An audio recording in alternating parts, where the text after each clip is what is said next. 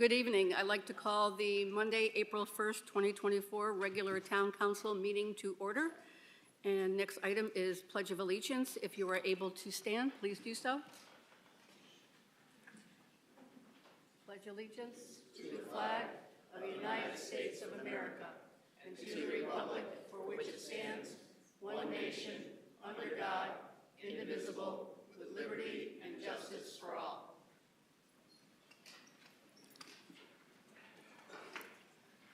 Roll call, please. Councilor Baganski. Present. Councilor Lewis. Present. Councilor Balboni. Present. Councilor Carey. Here. Mayor Delnicki. Here. Deputy Mayor Saracusa. Present.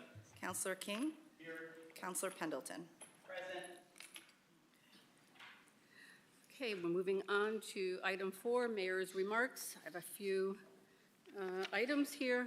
I would like to congratulate South Windsor High School's Choral Spectrum for winning first place at the Little Rhodey Rumble Show choir competition in Rhode Island on March 23rd. They were honored for Best Vocals, Best Choreography, and Best Soloist went to Tiernan Cabot. April 2nd is World Autism Day. The United Nations General Assembly declared April 2nd as World Autism Awareness Day in 2008 to draw attention to the growing need for innovation programs designed to support those with autism. Saturday, April 6th, will be the 39th Annual Parks and Recreation Fishing Derby. It'll be held at the pond on Barber Hill Road from 9 a.m. to 11 a.m. No fishing license is required for those under the age of 16. And finally, Monday, April 8th, 2024, total solar eclipse will cross North America, passing over Mexico, the United States, and Canada. Weather permitting, their first location in the continental North America will experience totality is Mexico's Pacific coast at 11:07 a.m. Pacific Daylight Time. The total solar eclipse will be visible along a narrow track stretching from Texas to Maine. A partial eclipse will be visible throughout all 48 contiguous U.S. states.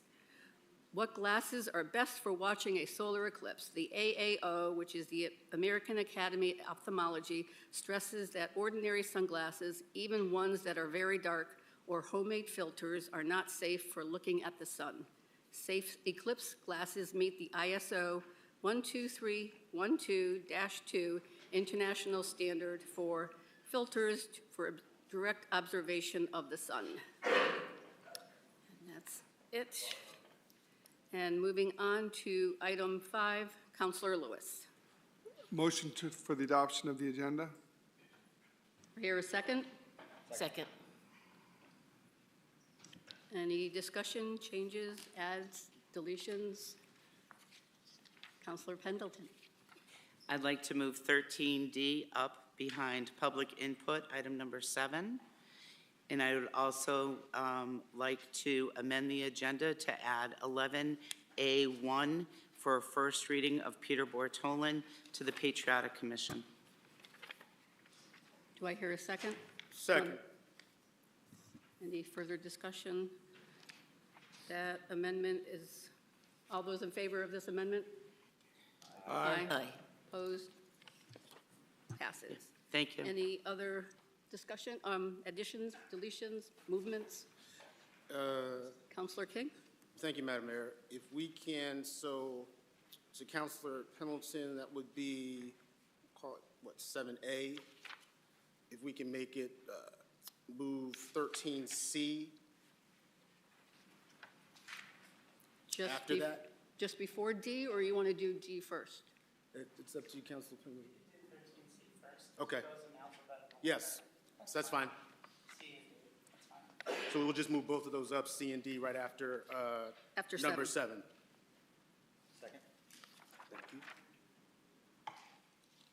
We have a second. Any further discussion?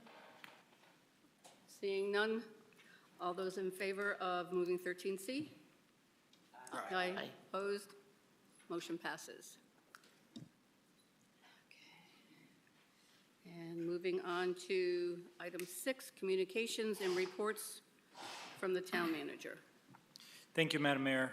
In terms of my written report to all of you, Collins Crossing, Commer Contracting milled off their failing chipstone surface on Collins Crossing on Monday, March 25th.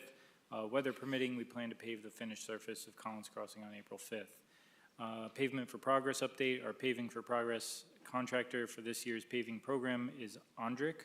They intend to start work the week of March 25th in Brook Street, in Brook Street, Farmstead Drive, and Overlook Drive neighborhoods. This will be followed by the Hillside, Steep, Aurora, High, and Skyline neighborhoods in the beginning of May. The balance of this year's streets will then commence following those two phases. Edgewood Drive, Elizabeth, Nancy, and Dawn areas can anticipate their roads to start sometime around the beginning of June. All residents that have work being performed in front of their homes have received a letter in the mail from the Public Works Department in regards to the project. Quick update regarding summer camp. Summer camp registration opened on March 27th. As has happened in previous years, the in-house camps are sold out completely. I'd like to recognize the Parks and Recreation staff for their great work in making sure that many South Windsor parents have opportunities for their kids over the summer. Nevers Park Workout Facility, the Parks Department has secured a purchase order with the pour-in-place contractor to pour the base for the workout area. It is expected that this work shall be completed within the first 2 weeks of April. A couple items not on my written report to all of you. I wanted to draw your attention to the collector's report that I emailed to all of you today. In terms of our collections rate, we have now exceeded 99%, which is our annual good job in terms of doing that. We're at 99.04% for the 2022 grand list. As it compares to the previous year, overall, we're at 99.12% in the previous year. So we're just a little bit off of that, but we're doing pretty good. Also, our tax collector is starting to put some work together on our next tax sale. So all of you should be aware of that. And then lastly, I just wanted to draw your attention. I got this magazine in the newspaper today. It is Parks and Recreation, the official publication of the National Recreation and Parks Association. On the front cover of it, it talks about the 30 under 30. This is a national magazine. And if you look at this front cover, you'll probably recognize that our Parks and Recreation Director is recognized nationally as one of the 30 under 30s.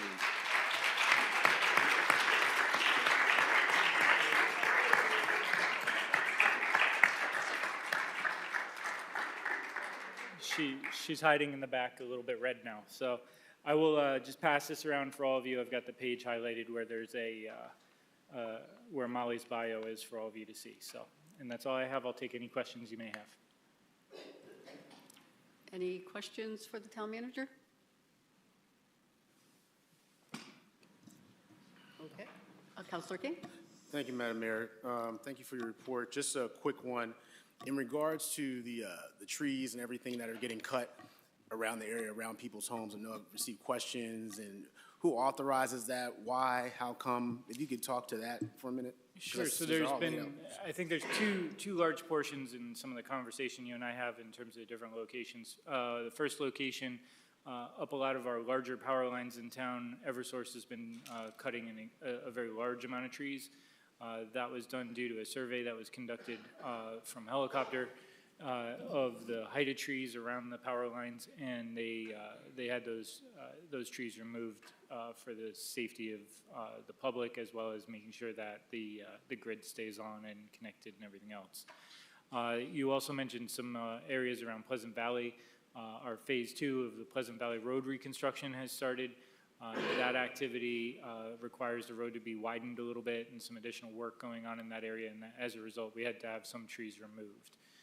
In order to remove some of those trees, particularly in the Pleasant Valley one, they're placarded. Our tree warden, we've got a couple of them in town who are certified as tree wardens, go out, they placard those trees, give people an opportunity to respond, and then they're removed after that.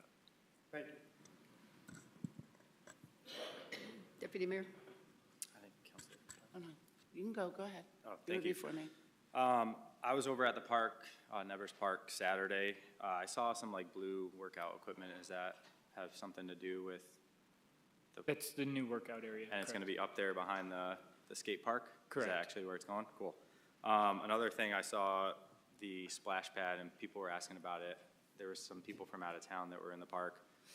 Has there been any further updates on that, or kind of Sure, so when that's going to we're- start up? Yeah, so we have to have evening weather above 50 degrees Yep. to be able to implement that tough coat. That's kind of the big hurdle right now in terms of moving that project forward. Once that gets taken care of, we'll be able to get the other implements hopefully on site from the company, and then it'll be able to open. We are shooting for a Memorial Day open at this point. We have had some conversations in the event the weather does not cooperate of what we could do, including kind of putting a temperature-controlled dome over top of the actual splash pad area so that the tough coat could be applied in that way. So we're kind of playing it a little bit by ear, but we are working hard on trying to move it forward. All right, thank you. Thank you. Counselor Pendleton? Thank you. Mr. Maniscalco, I'd like to say thank you to the police department, first responders, the police department, and the fire department for their activity this morning with all the fire calls that took place within our community, and the first responders that are so excellent within our community. And personal thank you for helping my husband in his situation. He will be fine. So just let everyone know if they happen to hear, he will be fine. But please pass on my thank yous to all of them. I appreciate them. Will do. Any other questions? Thank you, Mr. Maniscalco. Moving on to public input for items on the agenda. Public input shall not exceed 30 minutes. When recognized by the mayor, the speakers shall approach the lectern, give their name and address. Speakers shall avoid personal attacks or impugning or alleging an improper motive to any person. The speakers may address the council on any item on the agenda. The speakers shall limit their speaking time to 5 minutes. I'd like to indulge the council at this time to take the first public input. We have this letter that was requested to be read into the record, so if I can do that first. Okay, thank you. I'm going to start the timer, so I'll keep myself time limit. Okay. My name is Monique Pezic, and I reside at 178 Foster Street, and my family and elderly parents. When my brother Carlo Medina, property owner, bought this house 3 years ago, it was with the intention of creating a multi-generational home for the care of our elderly parents who are 81 and 90 years old. We are attracted to the property due to its size and residential location near farmland, which offered the perfect serene landscape for our elderly parents to live out their final days in peace with me as their caregiver. We have received word via certified letter dated March 7th from CTEC Solar regarding a petition to install a 1.66 megawatt AC solar photovoltaic electric generating facility, solar panel farm at 186 Foster Street. The petition can be seen online via the Connecticut Siting Council website. It's petition number 1622. I'm not going to read the whole thing. We, as the direct abutter of this project, are vehemently opposed to this development. At one time, 186 and 178 Foster Street were one property owned by the Krosky family. Our home is the original farmhouse. Since its beginning as a rural agricultural area, Foster Street has now become a dense residential area with some farmland remaining. Foster Farms, 186 Foster Street, and 2 schools, Orchard Hill Elementary, Timothy Edwards Middle School, within 0.7 miles of the proposed solar farm. According to the petition, which I linked above, the solar array facility would only be 150 feet from our property. They plan on installing a 7-foot chain link fence around the solar farm. This land has always been farmed, and we are extremely concerned of decreased property values, and there is a link, and this letter will be posted so people can go to the links where these are referenced. Number 2 is noise pollution, including incessant high-pitching buzzing. Number 3, the impact on the character of the town and residential neighborhoods. Item 4, impact on wildlife. Every day we see wild animals near or on our property, including deer, coyote, bobcats. And item 5, impact on South Windsor cultural resources. CTEC Solar petition Appendix D, which includes the whole much verbiage, so if you want to go online, and you can check these resources. Item 6, stormwater runoff. Item 7, groundwater contamination. Item 8, fire hazard. We respectfully request the Town of South Windsor, 1, refuse a zoning and building permit and special exception for this project, according to the Town of South Windsor zoning regulation 7.21.3, and that can be found on the town's website to see what the regulations are. Item 2, apply for party status and request a public hearing via the Connecticut Siting Council. Item 3, reach out to your Town of East Windsor counterparts to better understanding of solar panel farms and ramifications of siting a power plant in a residential area. Item 4, familiarize yourself with Connecticut DEEP steps is sustainable, transparent, and efficient practices for solar development. And there are a few links within that as well. Thank you for your consideration, and this is from Monique and Juro Pezic from 178 Foster Street.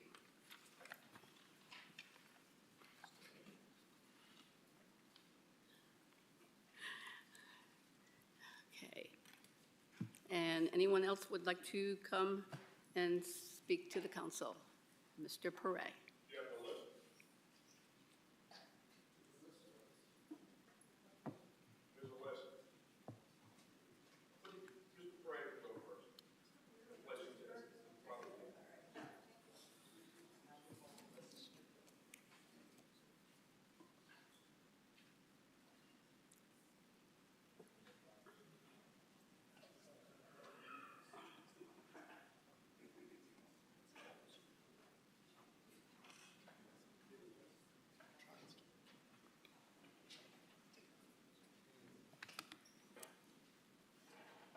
Thank you. Mr. Dillon, you're first on the list.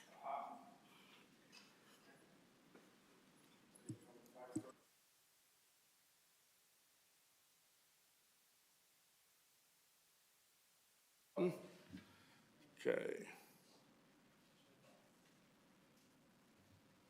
Good evening. My name is Tom Dillon. I'll tone it down a little. 34 Barber Hill Road for 63, years, Main Street in Barber Hill. I need to admonish the council once more on your free speech warning before the free speech. I have the right to speak however I wish, as long as I do not threaten, incite violence, or yell fire in a crowded council chambers. I have the right to speak my mind and say what I want. What that preamble does is try to convince people that they don't have free speech. I'd like to have it removed. So every time I come up, I make that. Let me get my phone going. I want to talk tonight about, I think, 13C. The nomination of Michael Perret, I hope I got it right, by the Democrats. I don't know Michael personally, so I have no opinion about the man, but I speak about the process. Apparently some of you have an opinion as to whether or not he should have a council seat because he's been voted down twice, perhaps 3 times, with the, you reconsidered at the last meeting. After this meeting, vote your conscience, and if he's voted down, move on. Get another nominee from the Democrats. You're wasting time having it on the agenda time and time and time again. When a cabinet member or attorney general such goes for their nomination, they get 1 vote. Doesn't go on for years. So that's all I'll say about that. The upcoming budget. I'm going to preface this by saying I have 3 children in the school system, 3 grandchildren, pardon me. I want a system that works. How can you even determine the appropriate amount of money to be spent running the town and running the school systems when you haven't had an actuarial audit done? I've asked for that audit the very first meeting after you were elected. I asked you to do a spending freeze and to tell the heads of department that they had better save half of that very large increase that the Democrats gave them, because it wasn't coming again from the Republicans. You ran on controlling spending. The madness, budget madness, needs to stop here. Last budget, the Democrats proposed a crazy increase. I know one gentleman in this room that had a $3,000 increase to his property taxes. If the current budget goes through, I guarantee it's going to be another $2,500.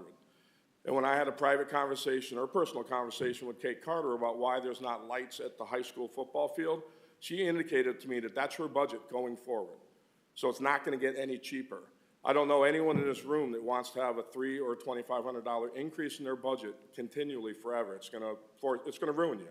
You can't afford it. I'm now one of those old people in town. I'm a senior, getting close to a senior officially. If not, I'm not already. I have limited funds. I don't want to spend it on taxes that are unneeded. Whether I choose to take my grandkids to Disney, it costs me 15 grand. I don't take them 4 times a year. I take them once every 2. That's their deal. That's what I can afford. You have a responsibility as the supermajority that was elected. I'm looking at the Republicans. I want you to do a 0 budget increase. Now, when I was in municipal government and I did my career, many times the town I worked for came back to me, came back to my union, and said, we're in tough financial times. We need you to take a 0 increase for this year. Nobody's going to lose their job, potentially. No, but we need a 0%. Just the raises that the school system's going to do is like $2.5 million in an increase. It's crazy. If they don't want to do that, well, then the superintendent needs to do what she's supposed to be able to do, which is run her school system and run it with the money that you give her. My phone shut down. So the building in this town is run amok, so our infrastructure can no longer handle it. She stated that at the PZ meeting, that she doesn't have the space for kids. She's running, so we're in trouble with that in the future. And now the burden of taxes have been put on a residential base. It's out of whack. Somebody needs to be the adult in the room and say it's out of control, we need to rein it in. I want an actuarial audit of the town manager's budget and the school budget. Can't force the school superintendent, but if she doesn't open it up, you have the power of the purse. Don't give her any more money. We want to know where that money goes. We have an approximately 20% of kids in the South Windsor school system below grade level as we speak. They're going to graduate 12th grade in 11th, 10th, 9th. I don't have the exact figures, but that was in an article I pulled up online when they did a statewide deal. We need to worry about teaching our kids reading, writing, and arithmetic, okay? If I could, I want to close charter revision. I want a revision, an amendment that allows for 2 tax referendum votes by the taxpayers as to whether or not they want your budget. You have charter revision you're going to vote on. That's very important. Let the people decide what they want to spend money on. If I'm outvoted, I'm outvoted. And then I want to have, if you get 300 signatures, you get to do another referendum until we get this madness under control. People are hurting. 12 grand extra a year to run their households from 3 years ago with no end in sight.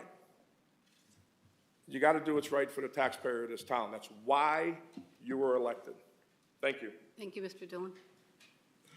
Moving on, Steve Cordero.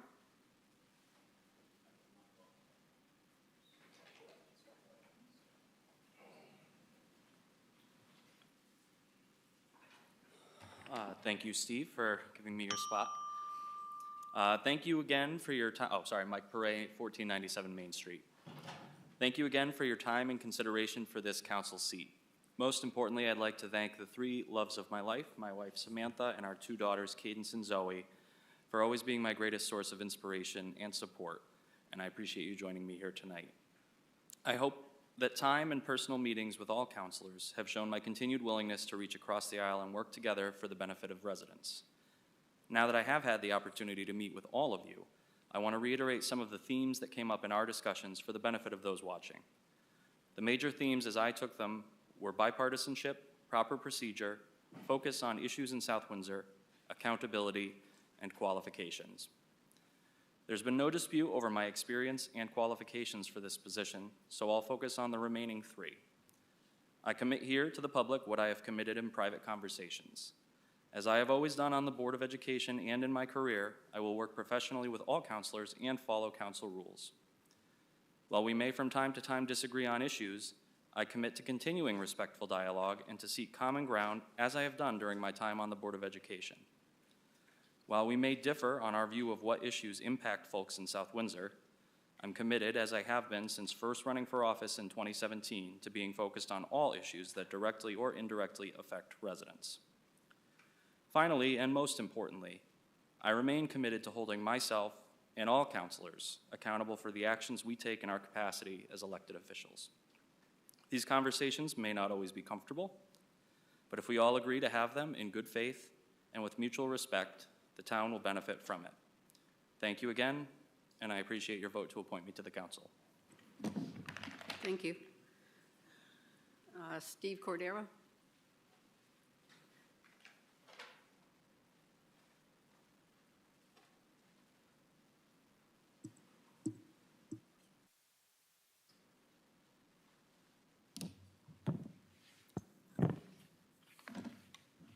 Good evening, Council. Steve Cordero, 9 Birchill Drive.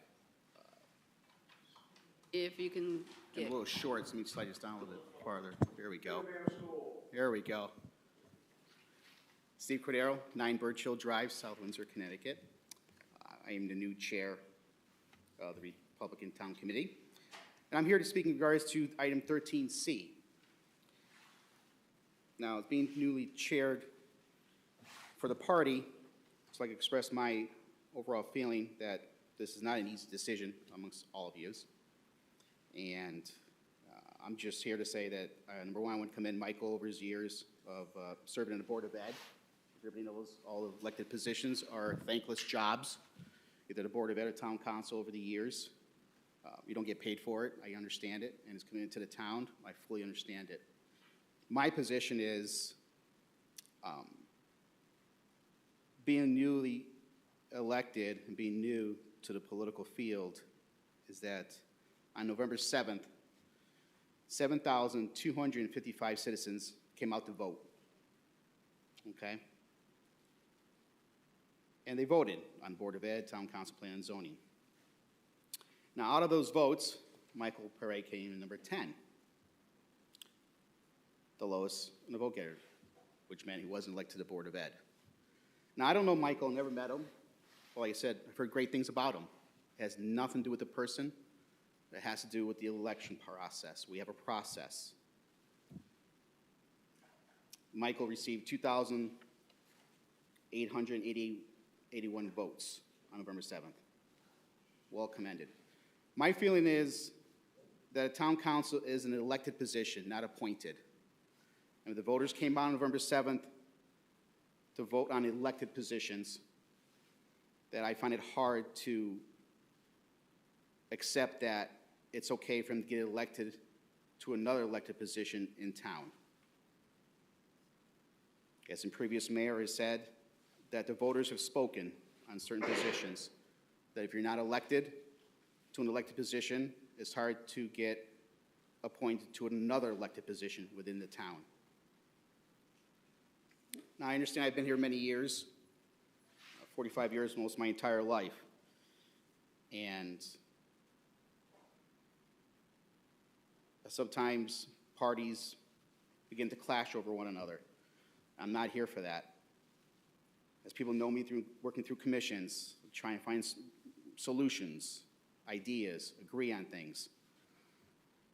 Now, all I ask is the town council, which I know you guys have voted split, even our own party, okay? My point is that we've appointed and elected 2 previous, well, actually, Councilor King, you were elected to the board, to the town council, have never been an elected position before. You were on our boards and commissions prior to being on the town council. Councilor Siracusa, you as well, you were never elected to an elected position before, and you became town councilor. And the voters came on the 7th and voted you folks. All I ask is that just follow the process. If the charter says the town council shall select a person of the same party as that of the former incumbent, then you folks select one. Now, if it's the same name, I'm not sure we continue doing due process. All I say is there's thousands of voters out there, Democrats, and all I ask is that if you guys vote again and it does not pass, I just ask the other party, to present another name. It's not fair for you folks to keep voting your way every time we do this every 2 weeks. So I'm just looking for a solution. To present another name. If you folks can't agree one on tonight, but we can't keep doing this. We gotta find a resolution, work together, and govern our community. Thank you.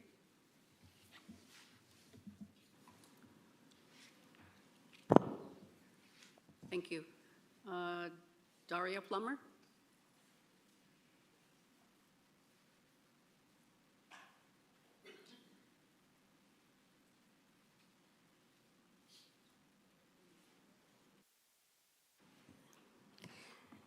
Good evening. I'm Daria Plummer, 235 Orchard Hill Drive. Mayor Delnicki, Deputy Mayor Siracusa, and members of the Town Council. I'm here tonight, this evening, to speak in favor of new business item C, resolution appointing Michael Pare as a member of the South Windsor Town Council. This man is a gentleman seeking an appointment to the Town Council. He is not running for an election to the Town Council. He is following a process that has been set up and adhered to by previous town councils, and if I'm not mistaken, that's in the charter. I could be wrong on that one. But I'm here tonight to say I really wish to commend and compliment Mayor Delnicki on her powerfully written and passionately read comments on March 18th. She stated her reasons why she would be voting in favor of seating Mr. Pare, and you were eloquent. You were totally eloquent, Mayor Delnicki, and I really, really do mean that. Each of you sitting in front of me has done your own research and introspection, and I truly commend you for that.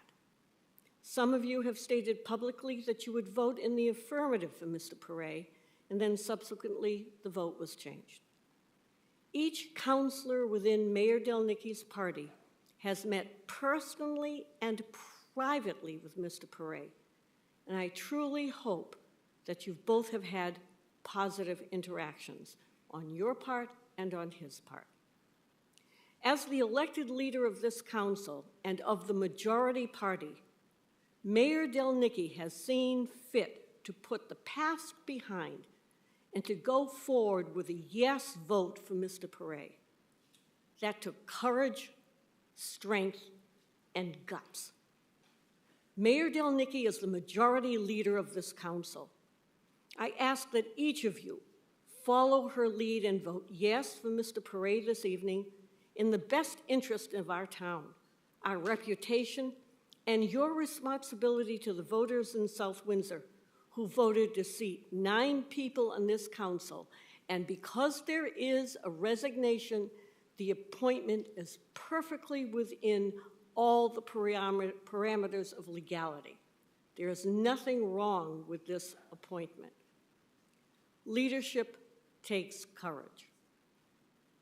I ask that each of you this evening exercise the courage of your leadership and seat Mr. Pare. Thank you very much. Thank you, Mrs. Plummer. Anita Alongo?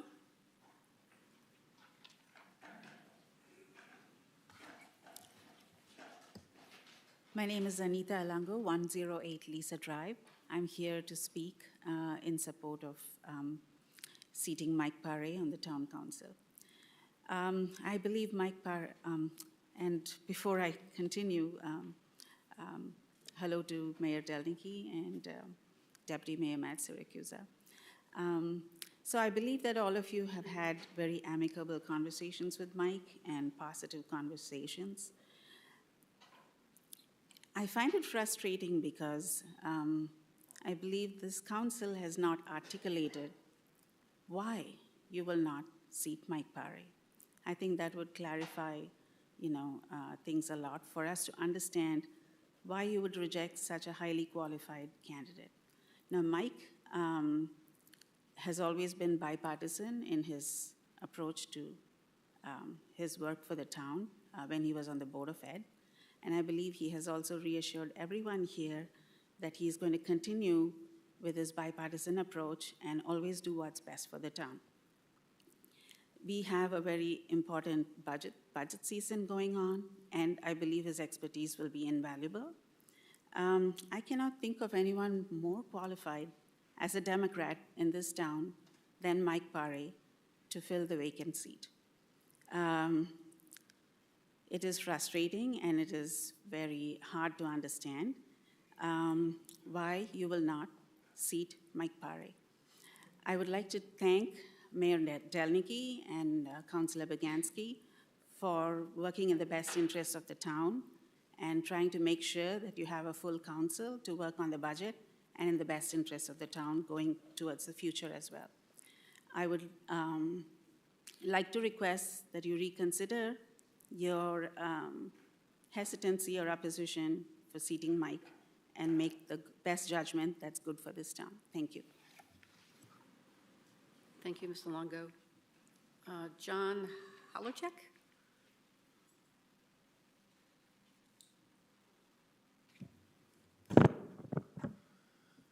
Good evening, Madam Mayor, town councilors. Thank you for your service to the town. I know how much work it is. So, come before you tonight to talk about item 17B, the mysterious Project Finn. Not much is known about Project Finn. There's been very little talk about it. I happened to be on a business trip a couple of months ago or so, and the TV in my hotel room didn't work. And rather than fix it, I pulled up an EDC meeting and listened to the tape. So I'll tell you what I know about it. It concerns potential purchase of Carlos Pasta property. And the numbers bandied about seemed quite large. I believe I caught $80 to $85 million. Some entity called the Hartford Metro Business Alliance, or possibly the Greater Hartford Business Alliance, is apparently involved with this. I request respectfully that you carefully look this gift horse in the mouth. If past tax abatements have been any guide, you might be asked for an abatement of $42 million tonight. That's 4 times the current abatement, I believe, or 3 times. There's a number of things to consider here. No one knows what the purpose is of this entity that's purchasing the building. But for example, a new sewer pipe could be needed. It's about 3 miles as the crow flies between Carlos Pasta and our existing water treatment facility. The existing user, Carlos Pasta or Tribe 9, they're owned by them, they've had issues with some of the stuff they've discharged into the town sewer. So what if you and I as taxpayers have to run a new pipe down there? What if you and I as taxpayers have to augment the capacity of the sewage treatment or upgrade its function?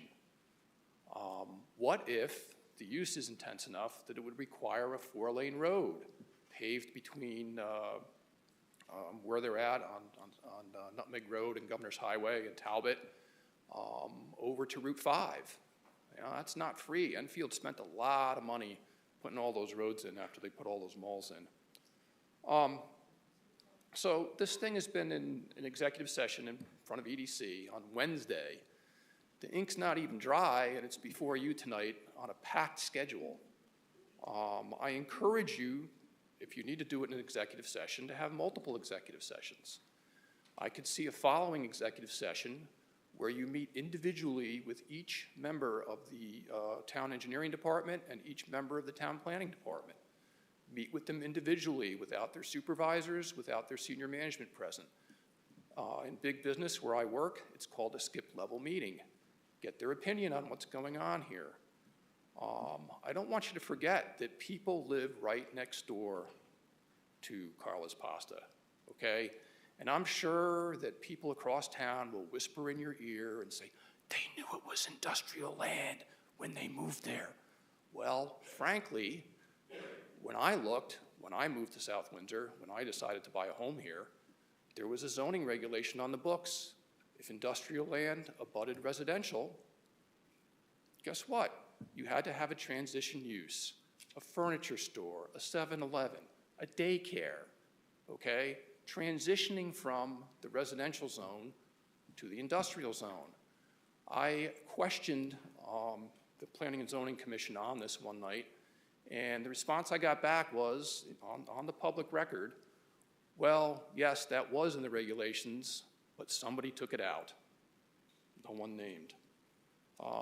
We don't know what this thing is. If it's $185 million, and I'm not sure if that number's even, I've even heard that correctly, maybe it's an oil refinery. I don't know what it is, right?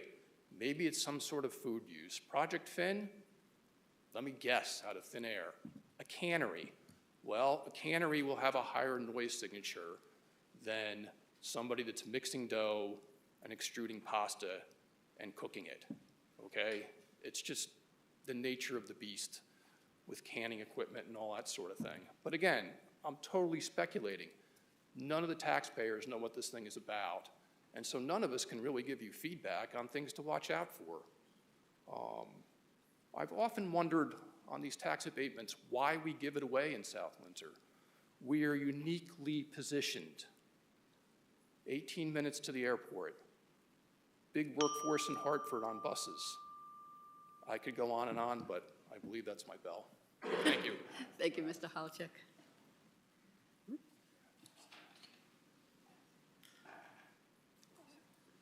We have two more. So we're close to our 30 minutes. Do we extend another 10 minutes? Okay. Okay. Despina Bugansky. Hi. Despina Bugansky, 133 Cliffwood Drive. What has happened to the common decency and kindness to one's neighbor? Honestly, I had my opinions, but my opinions don't count on the appointment of Mike Pare. I listened to various neighbors share their opinion, positive reviews of Mike, similar to how I did a couple of years ago when Councilor Balboni just wanted to volunteer on some various commissions and boards. I remembered at that time, just because of his political beliefs and opinions, he was blocked from serving. I remember sharing how Rick was more than just a conservative Republican. He was the neighbor that would leave work because I worked too far away and couldn't get to the pediatrician to pick up my son's prescriptions. He was the neighbor that would drop at a dime and leave work to help out if my kids needed to be picked up from school because my husband was traveling for work and I had a dying father at home. It did not matter to Rick that we disagreed on some points, and he knows that was probably a lot of points, but he valued my opinion. He's a family man who likes to serve the community he grew up in, but again, that's not even relevant to what I'm talking about today. What is relevant is the text message that was sent to the South Windsor residents. Breaking. If anyone hasn't seen it, it says Trump MAGA extremists again hijacked the South Windsor Town Council, bringing DC chaos to our community. As most of you know, I attend all the meetings. I didn't witness any extremist. I didn't during the meeting. This type of commentary does nothing for our community except bring more of a divide. What happened to Councilor King's words, words he shared at the end of the last meeting, which I thought were great? This is the response? This is supposed to bring unity? As a tax-paying resident of this town, this childish behavior will do nothing to maintain the town we live in, will do nothing to bring unity and acceptance to our fellow neighbor. If you're a Republican, Democrat, or Independent, shouldn't matter. We're all Americans. Bullying people is not how you get things done. Calling people names or categorizing them because they do not look or think like you is wrong. I'm glad at least schools know not to allow children to behave this way because we have a group of adults that are not setting a good example. I hope that every one of you up there will stand against this type of commentary in our community. It would be refreshing to attend a town council meeting that had something to do with relevant topics that impact residents and their family. It would be nice if we could have a meeting that did not include councilors being combative or argumentative when they don't get their way. Last point, I'm sure budget season will be brutal, but spend my dollars as if you were balancing your checkbook and be transparent. Thank you. Thank you. And Mr. Appleton.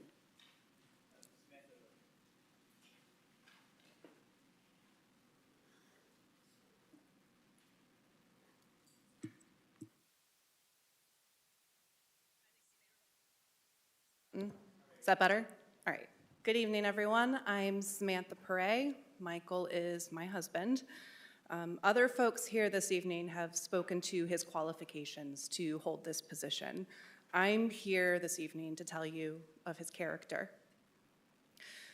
When I met Michael, I recognized immediately intelligence and a deep compassion for others. I fell in love with him because at his core, Michael is a man of honesty, courage, and moral integrity. He doesn't lie just to save face. He will tell you where he stands with you and his intentions because he believes that everyone deserves the truth. I know that many of you witnessed that firsthand when you spoke with him.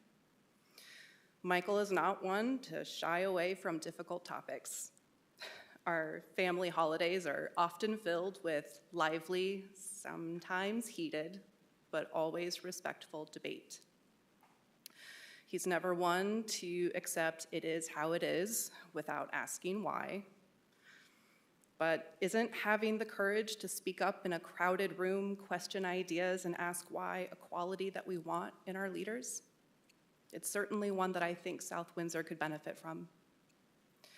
Throughout our relationship, Michael has consistently demonstrated the ability to compromise and apologize if his actions have had a negative impact. I have no doubt whatsoever that he would do the same on behalf of this town. I have witnessed firsthand Michael's unwavering commitment to my family and this community. And when I heard Mayor Delmenicki describe the late Mayor Havens, I remember thinking to myself, wow, that sounds just like the Michael that I know. He's one of the good ones. He would never let a personal belief or a grievance get in the way of the work. He is eager to learn and grow and has a willingness to admit his mistakes. You said that you are worried that he won't be a team player and that he'll bring partisan politics that'll hold up town business. But isn't refusing to seat a man who is willing to have these hard discussions with you in good faith exactly that same type of behavior? Please be honest with yourselves and with all of us. Don't block a nomination to the council over personal grudges or differing beliefs. At the bare minimum, please say out loud your reasons for such an unprecedented and impactful decision should you choose to vote no. Because everyone here deserves to hear the truth. Thank you. Thank you. Mr. Appleton, did you want to?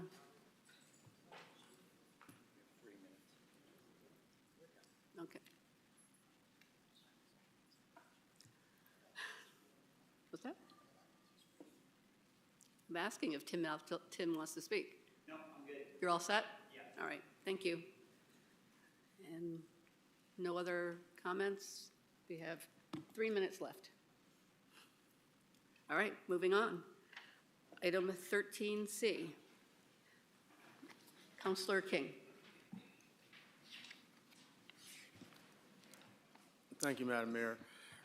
Resolution appointing Michael Perret as a member of the South Windsor Town Council. Be it resolved that the South Windsor Town Council hereby appoints Michael Perret as a member of the South Windsor Town Council for a term ending November 10th, 2025, to fill the unexpired term of Erica Evans. Second. We have a second. Any discussion? Councilor King?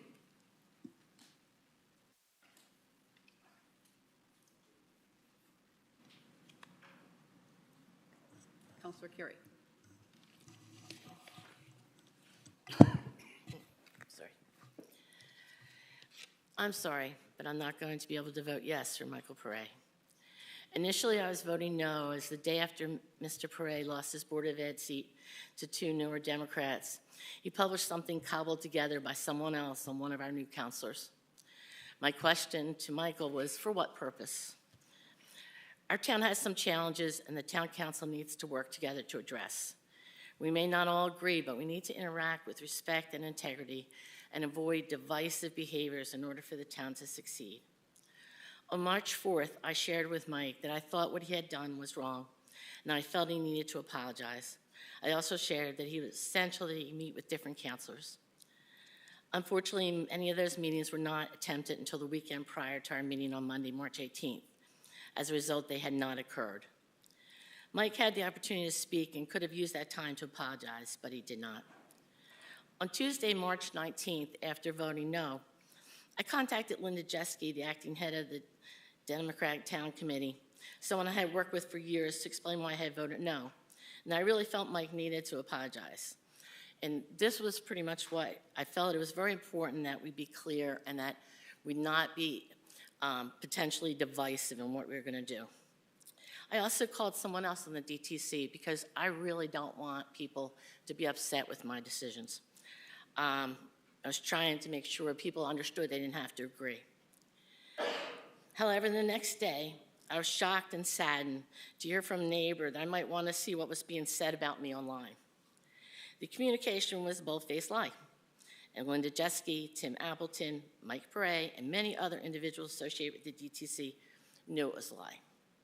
The lie was what Despina was talking about when people referred to me as extreme magna, what was it? MAGA extremist, okay?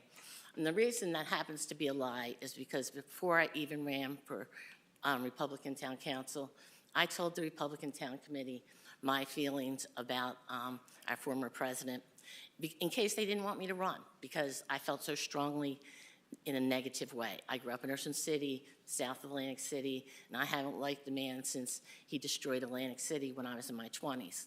I'm much older than that now. Anyway, I was just struck. I couldn't believe it. We cannot, as town councilors, need to worry that our communications with the council will appear online. We need councilors who are not divisive. I do not believe in using social media to bully or defame, and truly believe it is a problem for society and for our schools. We cannot encourage or reward cyberbullying by giving into it. As a result, I will be voting no for Michael Perret. I wish the DTC had appointed any of the individuals that ran for council and lost, as any of them would have been easily been approved. In addition, they would have assisted the current council, as we are a newer council and do benefit from the experience of Councilor Pendleton and Councilor King. At this time, if Michael Perret does get appointed, I think in order to meet the terms of our charter, does not get appointed, sorry. I think in order to meet the terms of our charter, the DTC needs to nominate another Democrat. On Friday, I was watching the funeral of Senator Joseph Lieberman, a truly amazing man. I heard a few things I would like to share. The first was that the senator believed that if someone was an adversary, the senator would open dialogue with the person to understand their thoughts, something that would have prevented the situation we are in today. But another remark caught my attention. It was a reminder that the Democrats and Republicans are not the Hatfields and McCoys. This is not a family feud. These are simply two political parties made up of many people who have various views that even within the parties span the spectrum. So when we disagree, let's leave name-calling and bullying out of the discussion. I apologize to those I'm disappointed by my decision, both Republicans and Democrats, but this type of behavior needs to stop. If not for ourselves, then because the next generation is watching and learning from us. Thank you. Any other discussion? Deputy Mayor? Thank you, Madam Mayor. Yeah, I just want to start by saying I just got involved in this whole world here. I did so by simply, I saw something I disagreed with and I thought I want to get involved. I talked to my wife, I tried to figure out how I could do that, and I emailed the RTC. And in doing so, they explained to me, you know, we have multiple people, there's a nominating committee that went through this process. Then an appointment came up. They said, okay, you want to run, would you also like an opportunity to go onto the council and get some practice?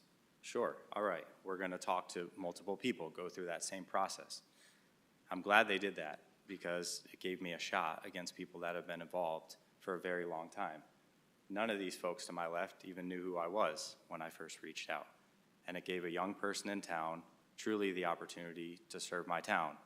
That being said, I know a lot has been said about Stephen King and myself, being appointed and it being unanimous. Well, I feel like I've lived a life where I haven't given anybody an outward appearance and reason to do so, and I'm thankful for that. And the election results, both after Councilor King was appointed, became the deputy mayor, correct? Is that correct? And when I was appointed, the same thing happened. I wish, as I was told when I met with Mr. Perret, by the way, we had a great meeting, 2.5 hours, plus or minus a couple minutes, probably plus. I asked him, because I keep hearing it was a unanimous choice by the DTC. And I said, well, is there anybody else? And no, I commend him for his honesty. So it's obviously unanimous when it was a one-for-one choice, right? If the RTC didn't give me the opportunity to go up against a bunch of folks that they've known probably sometimes 20, 30, 40 years, again, a young person in town that was motivated to make a difference would have never had that opportunity. And I wish the DTC went through that same process, as there are many more registered Democrats in town. Speaking of the RTC and the DTC, I have stood up. We have our new chairperson here and a couple other people from the RTC here. I've stood up in that room, most recent, when the field thing went down, I was in support of that. There were some people unhappy. I reminded everybody there that they don't represent the entirety of the Republican Party. They don't represent the entirety of the town. We represent the Republicans, the Democrats, the unaffiliated now, and now the UCP, okay? I continuously am hearing support from Mr. Perret, but it's from the same people, and I keep hearing it that it's unanimous. Now, the DTC does not represent the Democrat Party. There are thousands of folks in this town. We have our ears out there, and they don't want this. I personally went to over a couple thousand homes during the campaign, most of which I see Ms. Kimber in the crowd from the Board of Ed, and with Councilor Carey. Speaking of divisiveness, most of the folks I spoke to happen to be Democrats, and they were telling me they're sick of the divisiveness in this town, mostly from the leaders that are representing the town. Now, when I was appointed, I happened to be the only Republican that was sitting on the council.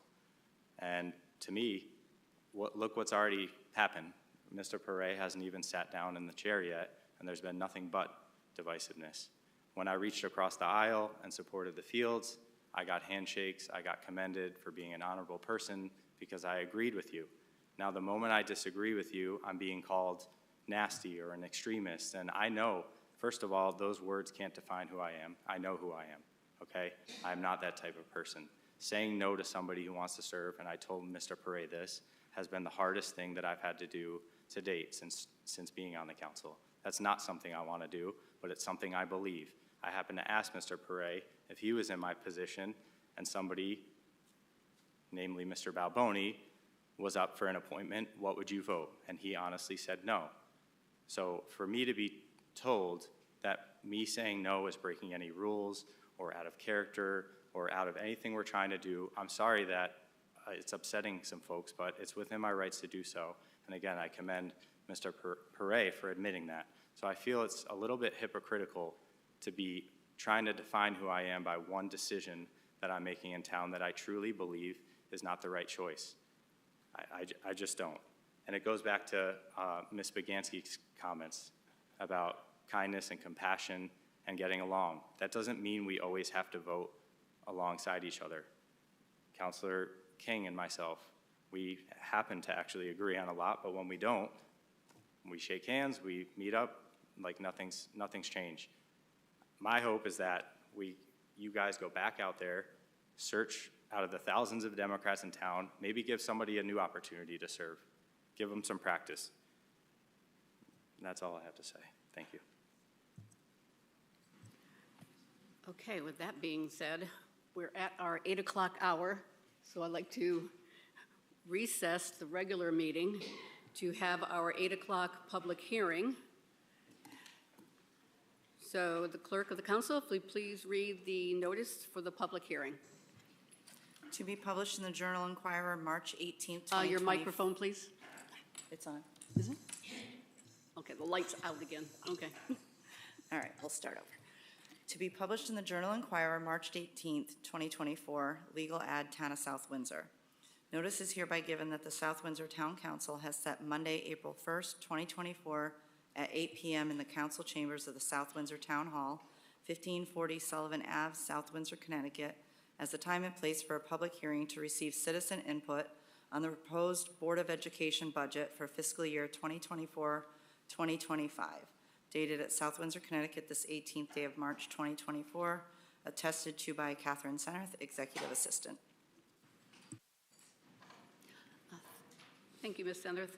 The Town Council will now accept comments concerning the Board of Education budget for 2024-2025. Anyone have comments, please approach the podium and provide a name and address. Good evening, Mayor Delnicki and members of the Town Council. My name is Karen Leidecker, former councilor, and I am here tonight in 107 LaFolle Boulevard, and I'm here tonight in support of the Board of Ed budget. Our superintendent has done an amazing job educating us over the last couple of years as to the increase in students. We've heard the numbers, we understand both financially and bodies and seats what that increase has been over the years. I want to talk tonight about what that impact is on a day-to-day basis as a parent of 2 children currently in the school system.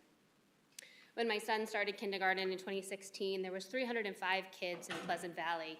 When I ran the book fair this last fall, there was 747 kids in Pleasant Valley. It has doubled in the year that he's gone from kindergarten to 7th grade. When he was still in 4th or 5th grade, the assemblies were so large they couldn't even be held in our school gym. They had to actually separate the assemblies for the students into an A group and a B group. There is still an extraordinary need for enrichment in our schools, and that is not being filled with the amount of students that we have in our schools.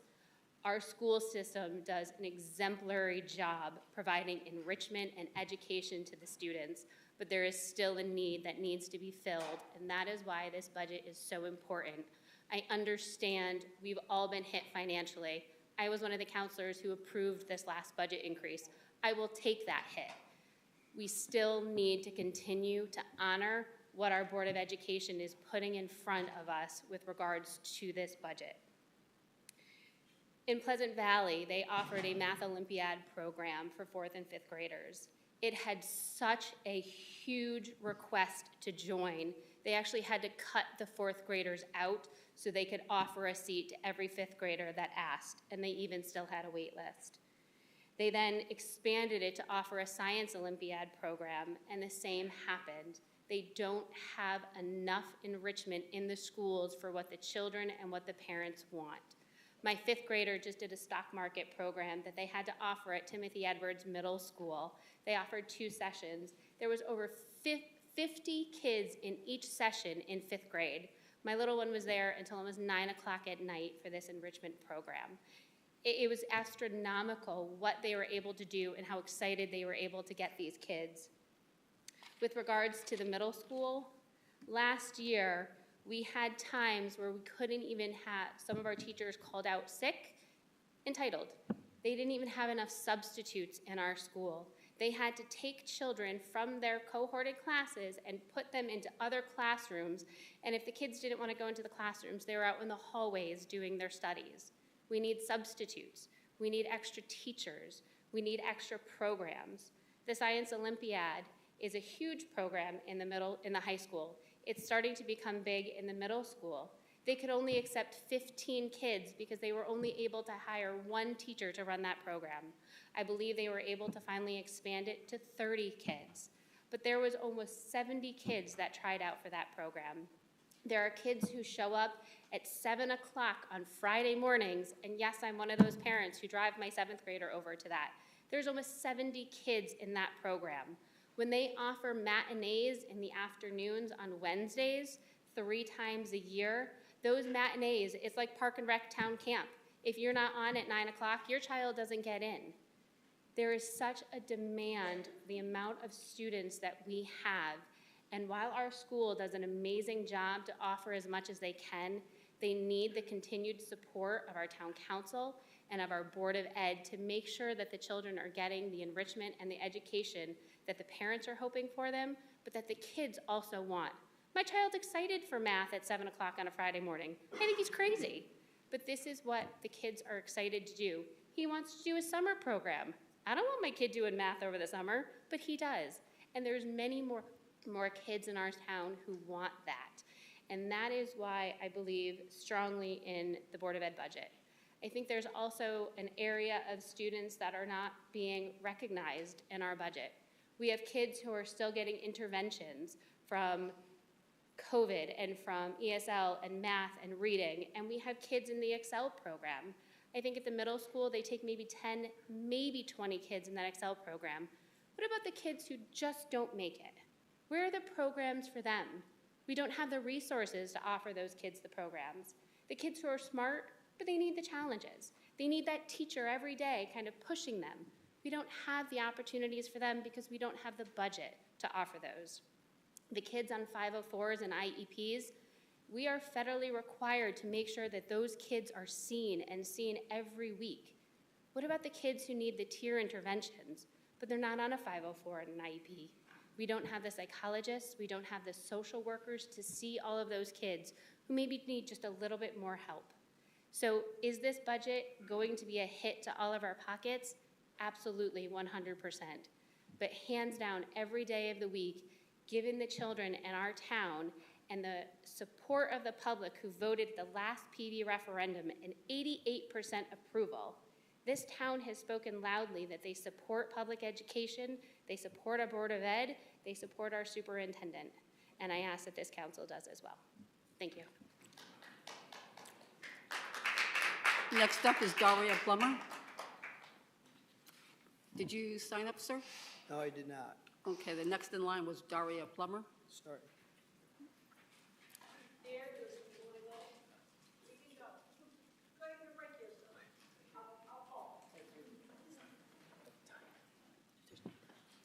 And your name, please? My name is Ray Paulin. I live at 25 Mohegan Trail in South Windsor. The majority of the town council was elected on a platform of no tax increase. Well, here's where the rubber meets the road. You can't keep property taxes from increasing by approving budgets that increase more than the real growth in the town's grand list. Real meaning before property value appreciation. That real growth is expected to be no more than 2% next year. The school superintendent's 7.3% increased budget for next year is being justified by citing 10-year increases in student enrollment and other input comparisons, mostly against other towns in our district reference group: Avon, Farmington, Glastonbury, Granby, Simsbury, and West Hartford. But this is not a 10-year budget. It's a one-year budget, 2024-2025. And with all of her input comparisons, the superintendent missed one, and it's a biggie. According to her presentation, student enrollment increased 2.6% this year and is projected to increase 2.4% next year, a compound growth rate of 5.1% during these 2 years.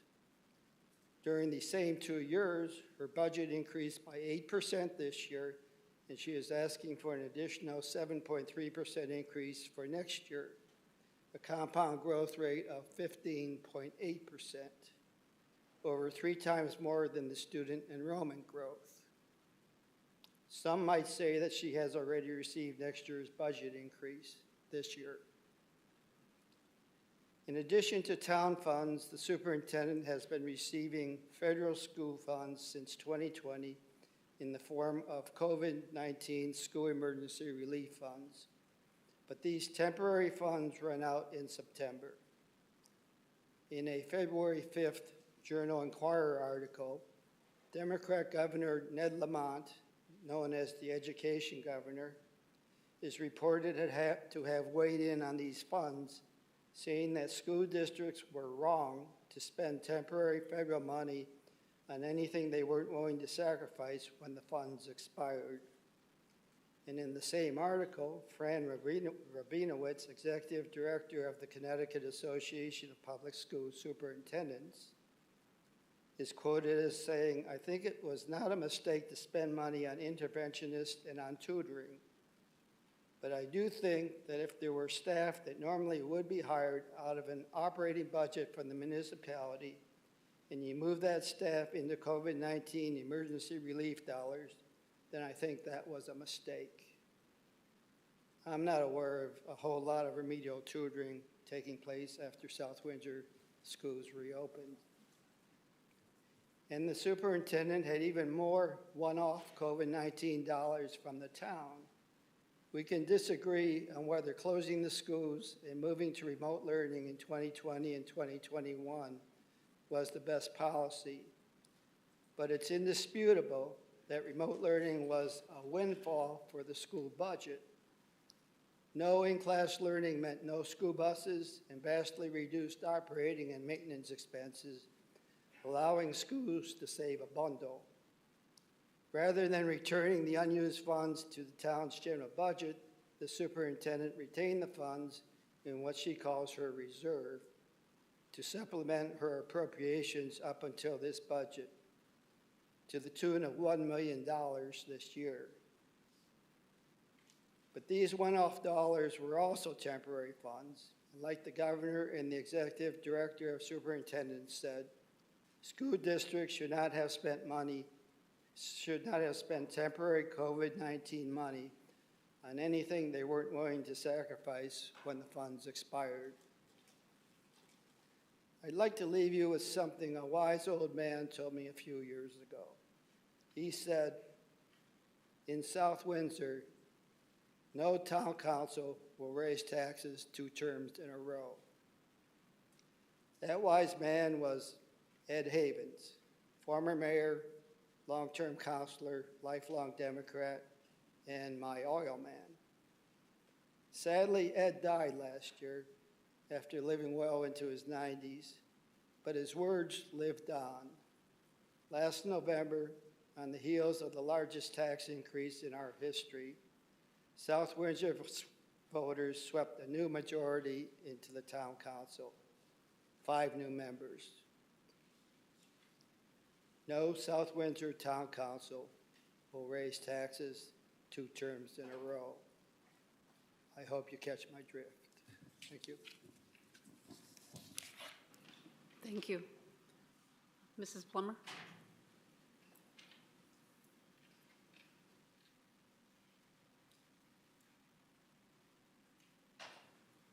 Good evening again. I'm Daria Plummer, 235 Orchard Hill Drive.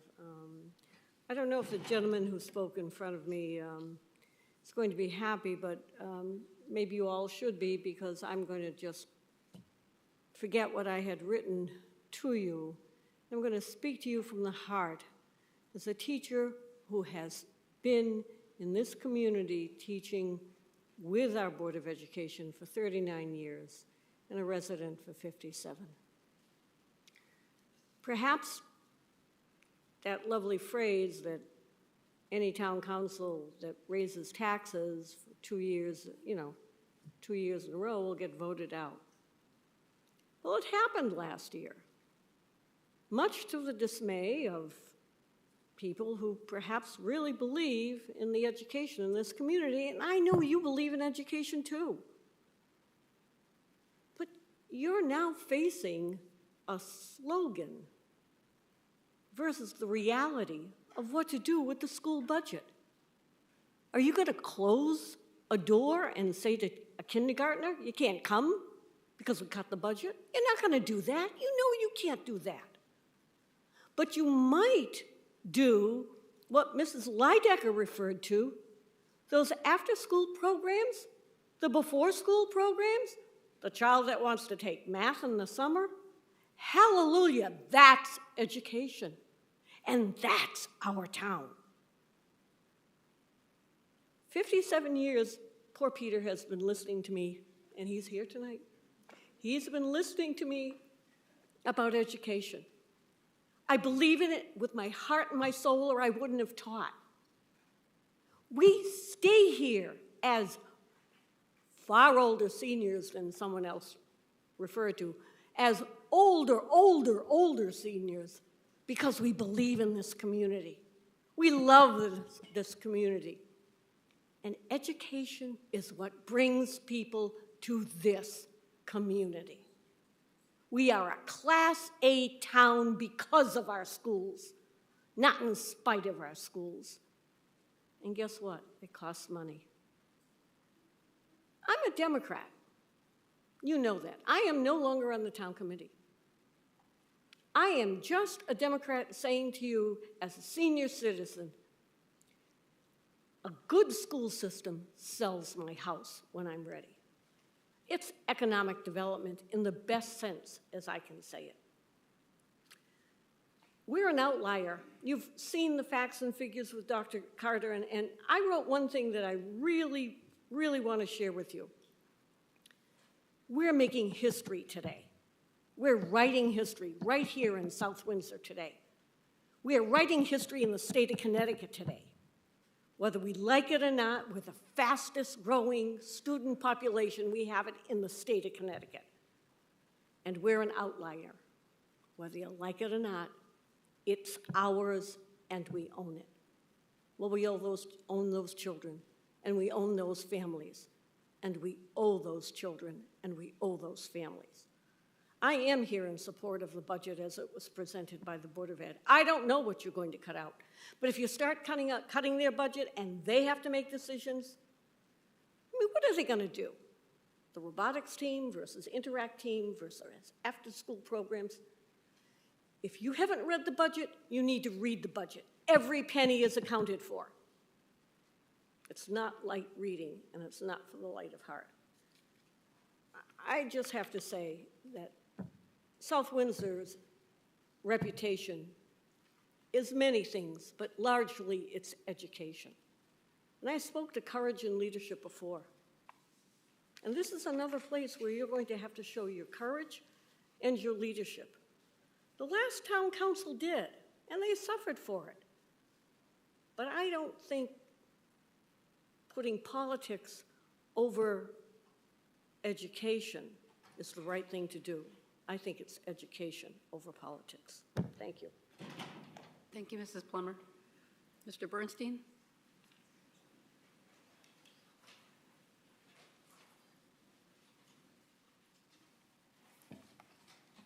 Thank you, Mayor. Paul Bernstein, 191 Newbury Road. So at the last town council meeting, you were presented with a budget proposal suggesting a need to increase revenue to address ongoing operating needs in this town. Included in this proposal is a need for additional revenue for the Board of Education operations. So we have a conundrum.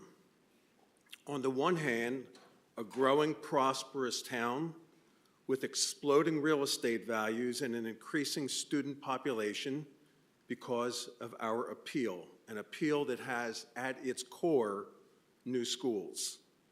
On the other hand, we have a promise to cut taxes. Quite the dilemma. I don't know how you will choose to reconcile these issues, but I do know that it's dangerous to bite the hand that feeds you. So let me elaborate. On every survey that every one of us has seen, the one thing that is unanimous is the pride that we all have in our schools, people in the town and people outside the town. But what are these schools? They're buildings, nothing more. Beautifully constructed shells of brick, concrete, and steel. What makes them magnificent is what happens inside those buildings. So I don't know if any of you are teachers, have been teachers, or have teachers in your family. It has become possibly the most thankless job in America. Survey upon survey demonstrate the enormous challenges teachers face between early retirements, shortages, burnout, issues with iPhones, social media, bad behavior, misdiagnosed illnesses. Teaching today as a profession requires a hard hat. While I'm not a teacher, I've been married to one for 18 years, and the stories I hear daily are horror stories.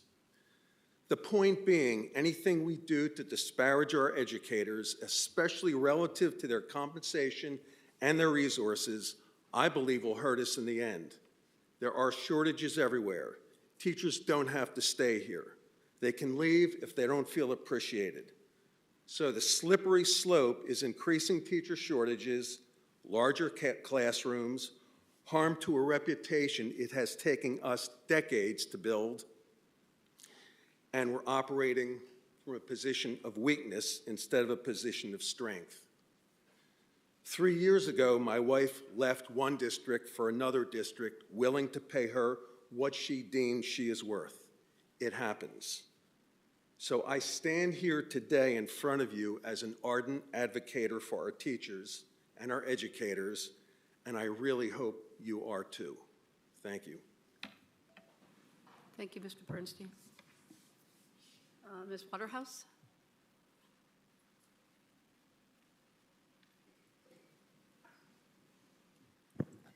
Good evening. Jessica Waterhouse, 215 Main Street. I'm here in support of the Board of Education budget. For 6 years, I served on the budget. I served on the Board of Ed, looking at budgets. I'm still looking at the budgets. It's very clear of where the money goes. And with the increased population, cutting a budget that's always been tight is not good. Watch the Board of Ed meetings. Watch the students that come during the spotlight. They're amazing of what they can do, and I'd hate to see some of those programs end because of a budget cut. I had a son, he went through South Windsor High School. I went to elementary school here in South Windsor, and I came back to South Windsor to raise my son here because of the school system. So I hope that you look at what we have as a school system and not just the increased number. Thank you. Thank you. And Janice Snyder.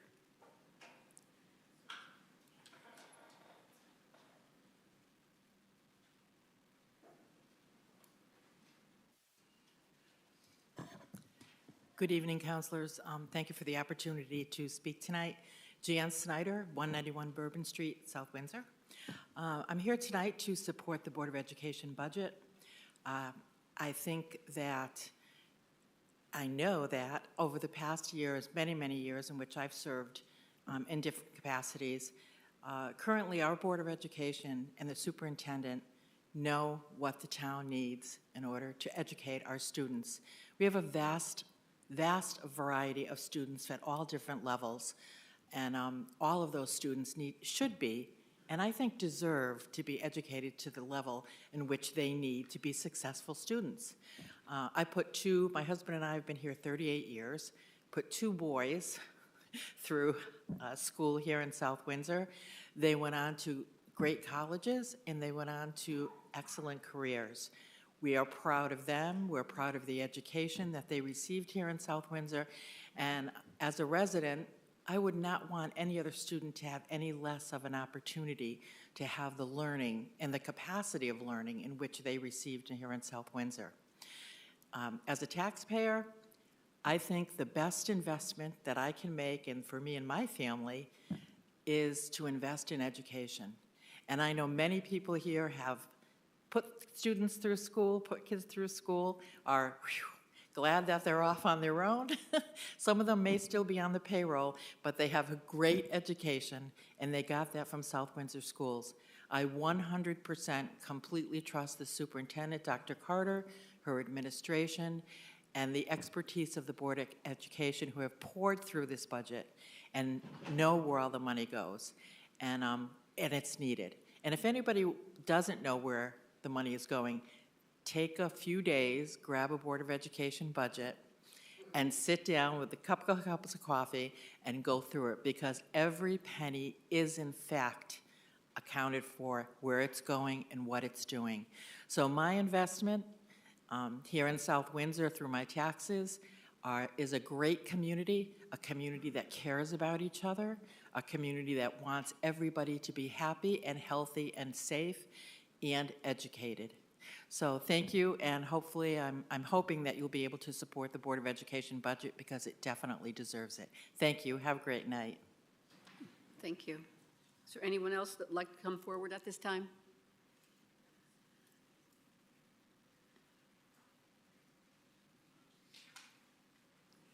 Hello, I'm Mary Justine Hockenberry. I live at 16 Foxglove Lane, and I'm here in support of the Board of Ed budget.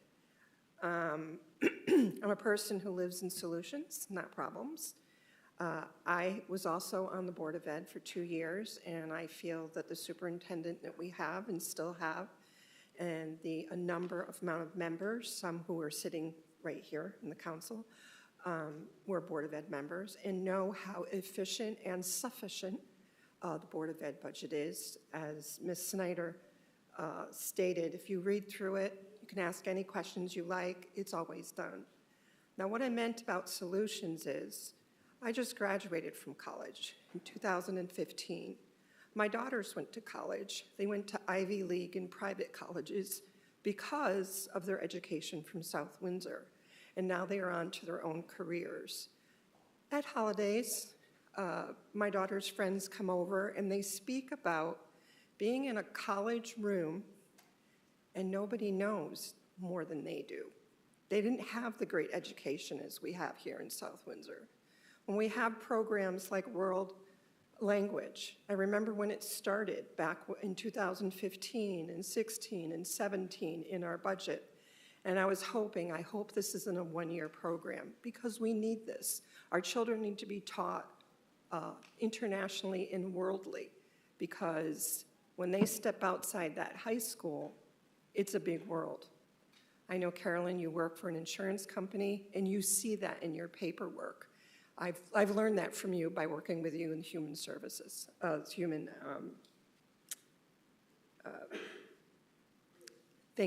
resource. So anyways, I just would like to support the budget. I know sometimes there's cuts, and I did watch the meeting, and people were talking about $25 here, $2,000 here. That's not a cut over a huge budget. I'd rather not see things cut, because I know that she's not asking for as much as she's ever asked. She's asked for more. I've heard from many people, I work in another town, and I've heard from people I work with, oh, we're going to be moving to South Windsor. Oh, why? What did you like about South Windsor? They have a great school. They have the education system. I was like, they have great services too, don't they? And she goes, yeah, but the schools are great. And that's what I always hear. So I would hope that you can look over the budget that she has written. I hope that you ask good questions for our future, which is our children. And not just them being in the schools, but them being a part of society. So thank you very much. Thank you, Ms. Hockenberry. Anyone else like to come forward at this time? Anyone else? John Halzak, Cody Circle. I'll keep my comments very brief. My wife worked for the school system. Actually, she started as a volunteer, 6 years, docent for Art Goes to School, and volunteering to help teach kids how to read. She went on to be a substitute teacher, and then she did 5 years as a part-time reading paraprofessional. Something happened right after Katrina. She was asked to throw out an entire pallet of brand new books. And she said, let's pack these up and send them down to Louisiana, where some school system is surely going to need them. Well, I won't go into details of what happened after, but she did volunteer to use her own money to pay for the shipment, but she aroused the ire of her principal, I think. I'm not going to go any further there on the public record. I'm not saying there's waste in the school system right now. I don't know, right? I don't know how transparent those budgets are. But 12 or 14 years ago, I walked away from that little event saying, gee, we have an assistant superintendent or deputy superintendent in charge of curriculum. how many other towns our size have such a person, and does the existence of that person result in curriculum refreshes very often? I know where I went to school, it was a town not that different from South Windsor, at least when we first moved here. And the textbooks I got often had been used by 3 or 4 people before. There were kids' names crossed out, right? Somehow I managed to go to engineering school and get a bachelor's degree and a master's degree in engineering and get 34, 36 odd patents. You know, people do it. On the other hand, I feel for the teachers. I would not want to see whatever line item is their salary increase. I'm sure they deserve every penny. So it's kind of a balanced thing. Maybe there's something you can find. Maybe we don't need to churn the curriculum as quickly, but let's give the teachers their due. It is a really hard job. Okay, thank you. Thank you. Anyone else like to come forward at this time?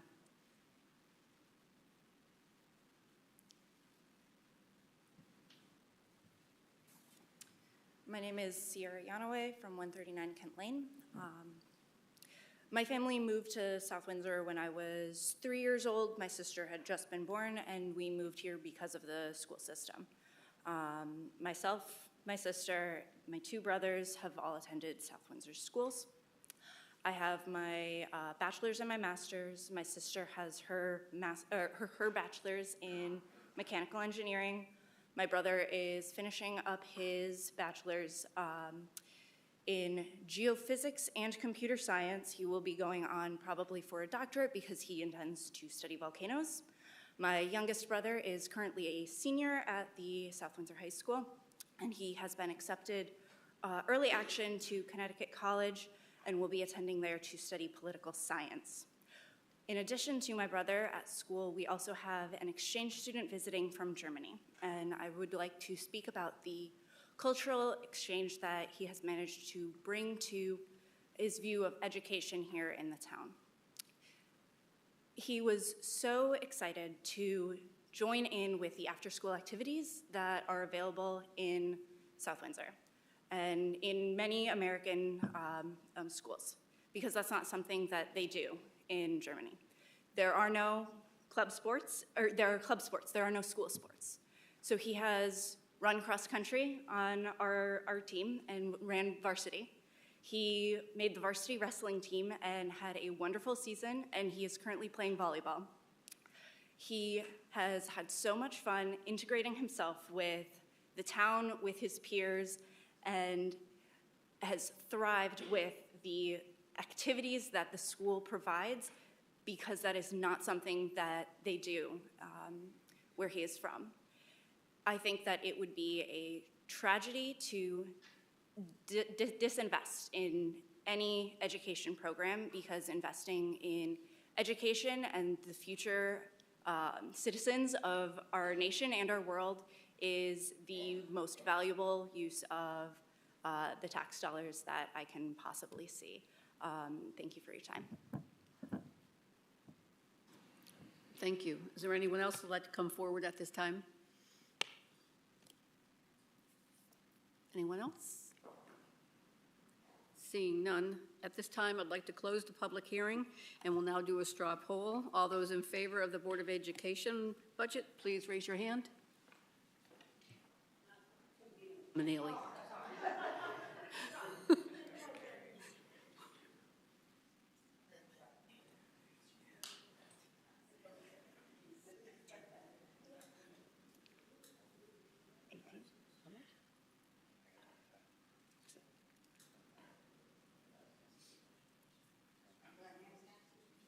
Yeah, you can put your hands down now. Those opposed? Seeing none.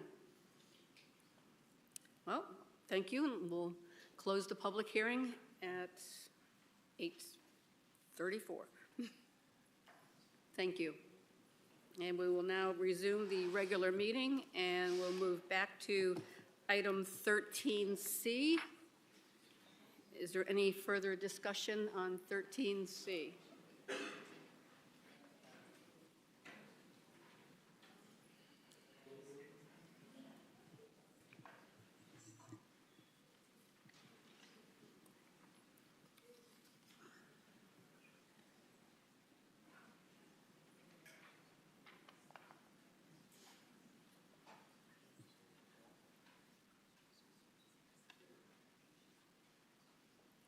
Any discussion? I know. Counselor King, no. Counselor Pendleton, no. Okay. No further discussion. All those in favor of 13C, Michael Pare, say aye. Aye. Opposed? Nay. Nay. Nay. Abstentions? Seeing none, roll call, please. Counselor Baganski? Yes. Counselor Lewis? No. Counselor Balboni? Nay. Counselor Carey? No. Mayor Delnicki? Yes. Deputy Mayor Saracusa? No. Counselor King? Yes. Counselor Pendleton? Yes. 4 and 4. Motion does not pass. I'd like to make a point of order, please. I have a question for the town attorney for us going forward. Isn't a point of order supposed to be if there's a rule that wasn't followed correctly? Yeah, And we have a rule that wasn't followed correctly? yeah. Okay. And the rule is the charter. As far as appointing someone to the council, are we in violation of that charter presently?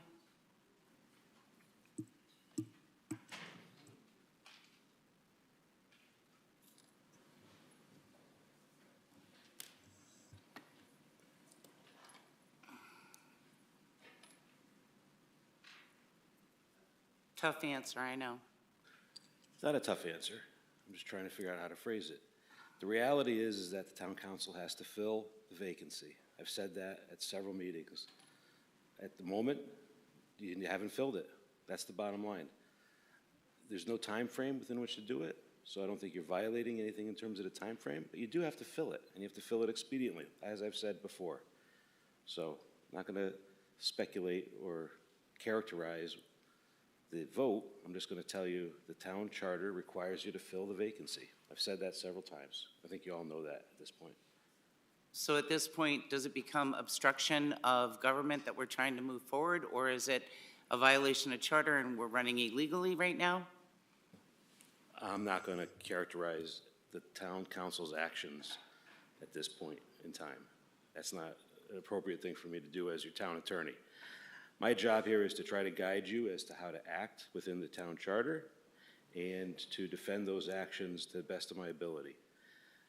My ability to do that is becoming more complicated as the council continues to fail to fill the vacancy. But at the moment, you have not filled the vacancy. You need to do that.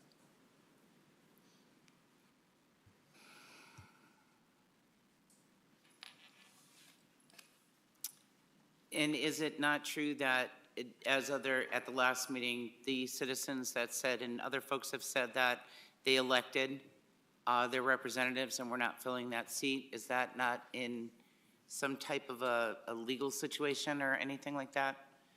Or just a violation of the charter? I mean, there should be a third representative here for the Democrats.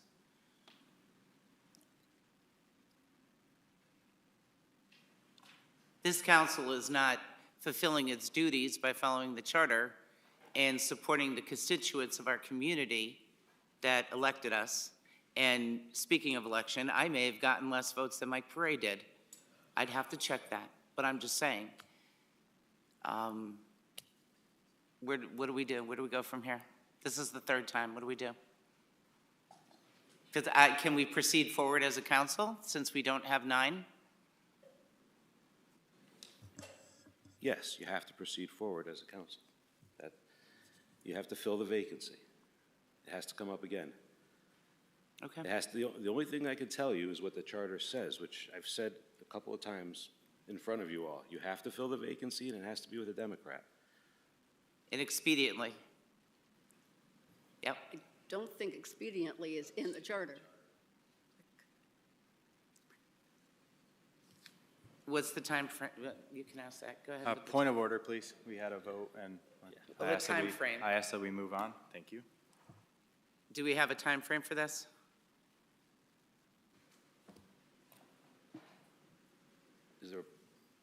If you'd like me to answer the question, Mayor, I'm happy to answer the question. Go ahead, If you- answer Okay. the question, and then we'll move on. There's no time frame set forth in the charter. You have to do it expediently. Those are my words, not the charter's words, okay? Okay. It's also state statute and several other instances that are not applicable to the town council that these types of vacancies need to be filled within 30 days, okay? That's not gospel. It doesn't apply to the town council, but there are other similar circumstances where state statutes have required vacancies to be filled within 30 days. I think in any type of legal proceeding that I might have to defend the town council's actions, it becomes increasingly difficult for me to do that if the court or somebody would look to other state statutes as to how your actions have been interpreted, and you haven't filled it within 30 days. So your town charter is what controls. The town charter does not give you a time frame. I wish it had. I'm going to suggest it to the Charter Revision Commission, but it doesn't right now. You need to fill the vacancy. You need to fill it with a Democrat. You need to do it soon. Thank you. Thank you for allowing. Thank you. Moving on to item 13D, Councilor Pendleton.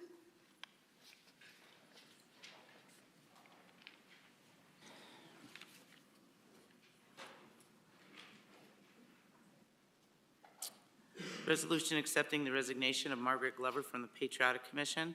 Be it resolved that the South Windsor Town Council hereby accepts with regret the resignation of Margaret Glover from the Patriotic Commission effective March 20th, 24, and be it further resolved that the South Windsor Town Council extend its thanks to Margaret Glover for the time dedicated to serving her community by her membership on the Patriotic Commission. And I would also like to add thank you for your time and service in the military and being a veteran of our community. Do we have a second? Second. Any discussion? Councilor Pendleton? No, sorry. All those in favor? Aye. Opposed? Motion carries. Moving on to item 8, Councilor Baganski.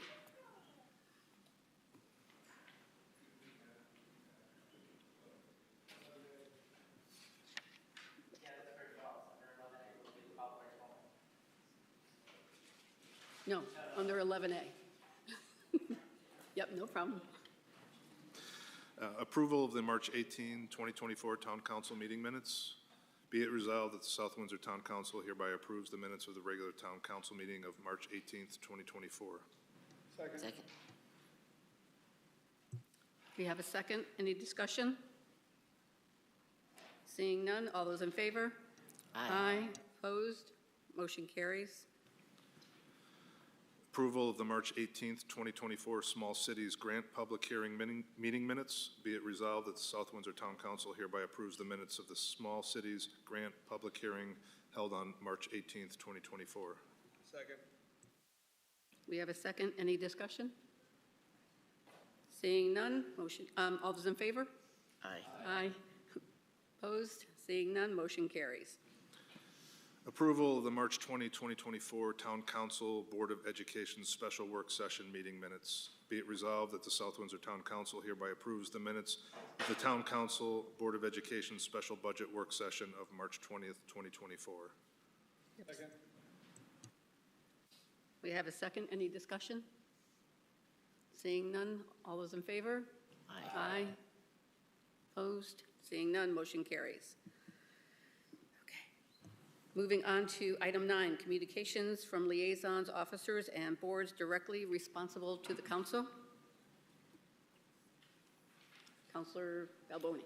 Because I have. Thank you. I was at the Patriotic Committee meeting last Monday.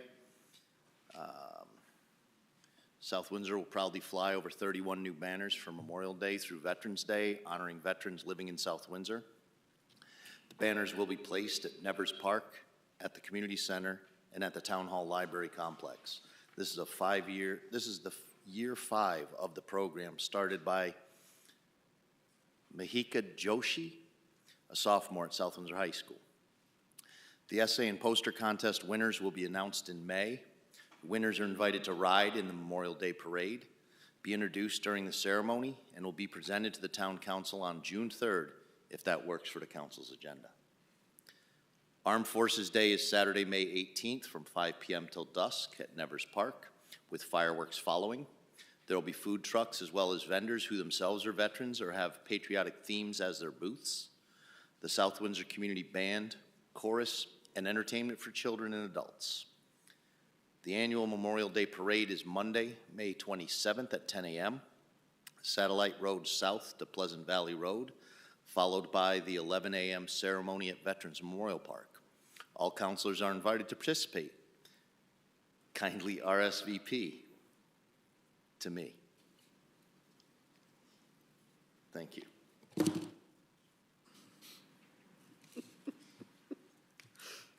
Deputy Mayor Siracusa. Thank you, Madam Mayor. I was unable to attend the library board meeting, but the director of the library sent me over some notes to read, and then I'm going to ask the town manager to give us a little update. He attended his first meeting since the library became a town department. So after I read this, Mr. Maniscalco, if you could, just let us know how that went. This is from Kevin Sullivan, the library director. He said the town manager attended as a board guest to answer questions about the transition to a town department. He recommended that the board create a subcommittee to monitor the library's special account investments once it transfers over to the town, and answered some questions about the ongoing budget process. The board spent some time reviewing potential amendments to its bylaws. It discussed the potential of increasing the size of the board, how to account for more than 2 active political parties in town, and the relevancy of particular passages with its power being changed. No action was taken on the bylaws during that meeting. A discussion was had with Elaine Abu-Akar, who is a candidate to fill an opening position on the board. Some discussion was had about the creation and makeup of a committee to update the library's strategic plan, and it was Carol Stroud's last meeting as a member of the board. Mr. Maniscalco, if you could. Sure. So we had a very nice conversation regarding kind of our different roles and how that's going to be working moving forward. It was a good opportunity to hear from all of them, some of their concerns, answer some of their questions, specifically surrounding a lot of the endowments and funds that over the years the library has built up and are used for library purposes. I think there was some concern among some that they were going to be used for other town purposes, and of course we wouldn't do that. We did talk a lot about a way of governing those investments in collaboration with all of them. Our thought was to probably take some members of the board, as well as maybe the finance director from the town or something to that effect, maybe find another volunteer as well, and kind of create a subcommittee that could report back to the board along those lines. So overall, I think it was a very productive meeting. A lot of good information was shared, and I think overall, moving forward, you know, Kevin's going to be a great liaison from myself to the board as the director of the library. I have a lot of confidence in his abilities moving forward, and I think overall it'll be beneficial to the library long term, certainly. Okay, thank you, Mr. Maniscalco. Councilor Baginski? Thank you, Madam Mayor. The Economic Development Commission met last Wednesday, and really the only thing that was discussed at length was Project Finn, which we've already heard about. You stole my thunder. At the end of the meeting, they voted to send it to us for further discussion. So that will be 17BA. That's it. Thank you, Councilor Baginski. Councilor King? Thank you, Madam Mayor. The only thing is in regards to the Arts Commission, that's going to be getting restarted. So an email went out to all of them, and I'm just waiting to hear back from all of the people that were part of that before, and then we can get started as far as finding a room and all those other good things. So that's the Arts Commission. So anybody that wants to be involved in that, please don't hesitate to give me a ring, or you can give the town clerk a ring. Thank you. Deputy Mayor? I forgot to mention that capital improvements met. Keep it brief because you're going to hear about everything that we talked about last meeting. The presentation was shown to us by the assistant town manager, and then we made very few edits at all. So yeah, you'll hear more of that update later on in this meeting. Any other communications? Seeing none, Moving on to item 10, reports from committees. I just have one to report on. The Budget Working Group met Monday, the 25th of March, for our first meeting, and again tonight. The Budget Working Group consists of Councilor Balboni, Councilor Carey, myself, and Councilor King, along with the town manager. And no other reports. Moving on.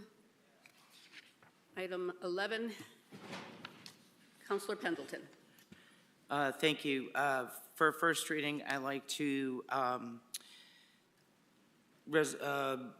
forgot how it's written, but to add Peter Bortolin to the Patriotic Commission, nominate for first reading, and hold off for the second meeting to the approval. April 15th. What? April 15th. That's it. And with an expired term of 12/31/26. We have a second. Any discussion? Seeing none. All those in favor? Aye. Opposed? Motion carries. You're welcome. Councilor Balboni. Motion to approve 11B1 as a second reading on the consent agenda. Second. We have a second. Any discussion? Seeing none. All those in favor? Aye. Opposed? Seeing none, motion carries. Moving on to 11C, miscellaneous, having none. Item 12, unfinished business, having none. Item 13, new business. Finally got to you guys. Budget presentations of Public Works, Fire Marshal, Emergency Management, Information Technology, and capital projects. So, Public Works. Thank you, Madam Mayor. I'm going to jump in real quick and just do a quick overview for each of these departments as we move forward. We could probably start with page in your budget book. I think it's page 140 under tab 3. We would probably start with engineering.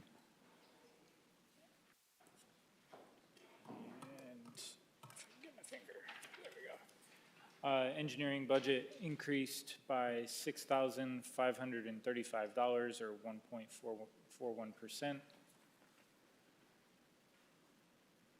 And I made no changes to the requested budget. So I don't know if you have any quick things, Mr. Stetson, to add about engineering, and then maybe any questions from the council. Good evening, Madam Mayor and fellow councilors. Thank you so much for taking the time to join us this evening. I am Vincent Stetson, Director of Public Works. This evening you're going to hear from Marco Muchacharo. He's the Superintendent of Street Services. Jeff Doolittle, the Town Engineer, Deputy Director. He leads the engineering group. Tony Manfrey with Refuse and Recycling. And Charles Marshall with the Fleet Department. Cumulatively, all of them manage quite a few $1 million of town taxpayers' money. I would be remiss not to mention that this morning we got some excellent news from the New England APWA organization that the Department of Public Works presenting to you this evening has been recognized as the Outstanding Department of the Year for the Northeast region, which I'm very proud to be a part of this team. These folks take this job very passionately and look at all these tax dollars as if their own. I'm going to be here to support them as they come and answer your questions, but they are very eager to answer any and all of your questions. So no further ado, Jeff.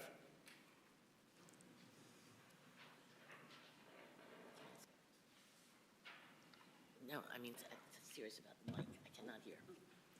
Make sure the mic is close to you. Yes. Yeah, I'm really sorry, but if the mic is within 6 inches, like the last man that spoke, I could hear about every 10th word. I do apologize. You hear us better than we hear because these television screens block the speakers. Okay, I'll get close. Good evening, Madam Mayor, members of the council. I'm Jeff Doolittle, Town Engineer, Assistant Director of Public Works, here to briefly present our budget. As the manager said, the budget's gone up just under 1.4%. In the engineering department, that's mostly due to salaries. The engineering department consists of 5 people, myself and 4 others, and we manage the major infrastructure projects in town. We work with Public Works We work with pollution control, we work with other departments to manage, as I said, the facilities and infrastructure in town. Main things we work on are roads, sidewalks, and drainage. And then in addition to that, as I said, we help many other departments in town. Those are very critical items in the town. Everybody uses them, everybody's affected by them. They're also very costly items, so we deal a lot with town funds, town bond funds, town capital project funds, as well as state and federal funds to work on all these projects.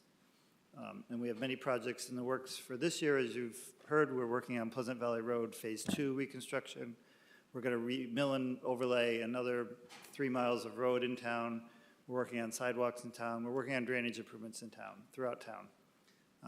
I'd be happy to answer any questions you have. Anyone having questions? Deputy Mayor? Thank you, Madam Mayor. I'm not sure if you'd be the one to answer this. A friend of mine works in another town in Public Works, and they do one leaf pickup cycle. You know, they do have the leaf collection, which I think is great, and I benefit from that. Has that ever been looked into as, you know, maybe our second run just being the only run, and what kind of savings that would be, or what kind of problems that would be? I'm interested to hear about that. I would suggest we probably talk about that in the Yes. streets budget, because that's in the streets budget. Streets not in budget, the- they have looked at that, yes. You have looked at that? They have looked at that. I'll They save can it for speak to that. streets. Thank you. No questions? Councilor Bieski? Sorry, I pulled it, Council Carey. Where does the bulky waste budget? That would be refuse. In a couple minutes, Mr. Manfrey will get up. Okay. I think you're I think you off the should run. hook, Mr. Thank you. Doolittle. All right, so next up is street services. If Marco wants to come on up, their budget went down by $6,435. That's page 148 in your budget book. It's a negative 0.19% budget.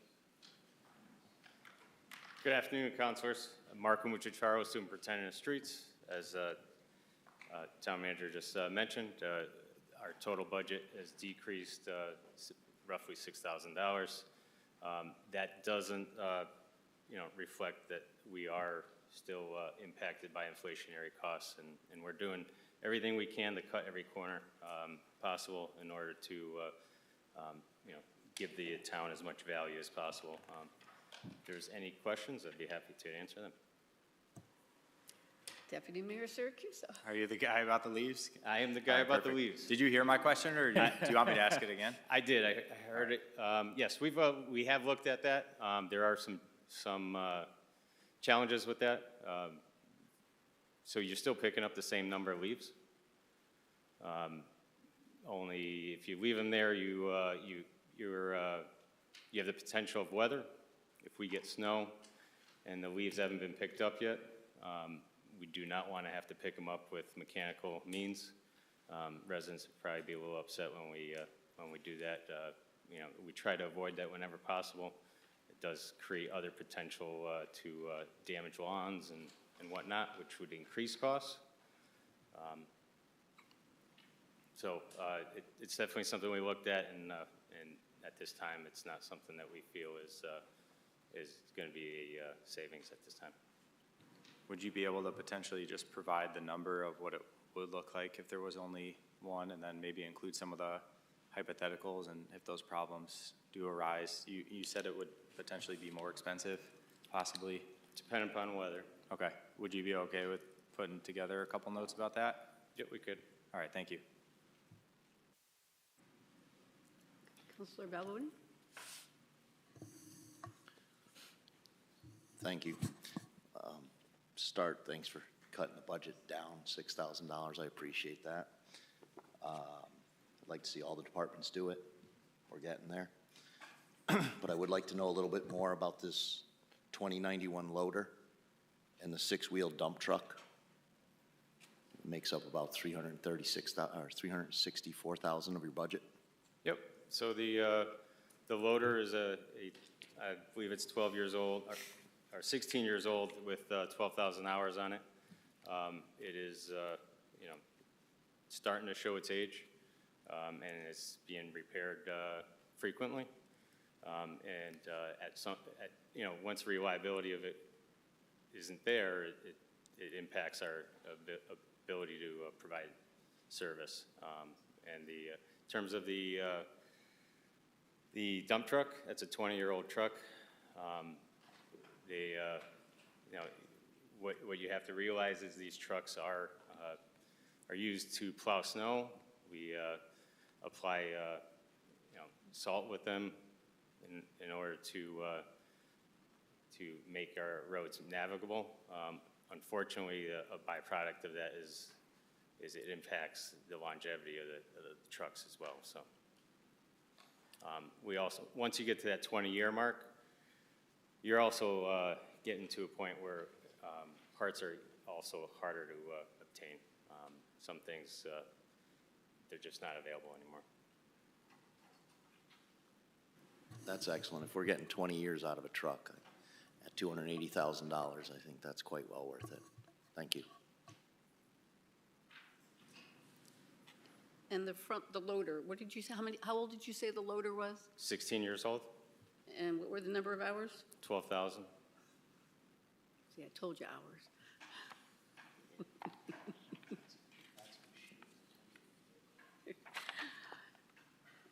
Any other questions? Seeing none, you're off the hook. All right, thank you. Thank you. All right, we'll move on to fleet services, page 153. Chuck, if you want to come on up, they have a 0 increase in their budget. Exactly the same as the previous year. Good evening, Madam Mayor and members of the council. I'm Chuck Marshall, Fleet Manager. We have a 0 increase in our budget. We have our contractual union salaries are being absorbed by our budget. My department covers all the moving pieces in town, equipment, vehicles, and all the fuel costs. Diesel and gasoline for all the town vehicles and the police departments. I bid on all that yearly. I guess I'm open for any questions that you may have. Any questions? I was really impressed when we were Counselor? down at your, oh, sorry. Counselor Carey, I didn't see your light, Counselor Carey. I was very impressed with the work that your team's doing, trying to keep vehicles on the road and keep them Thank repaired. you. I have a talented crew. Yeah, that was good.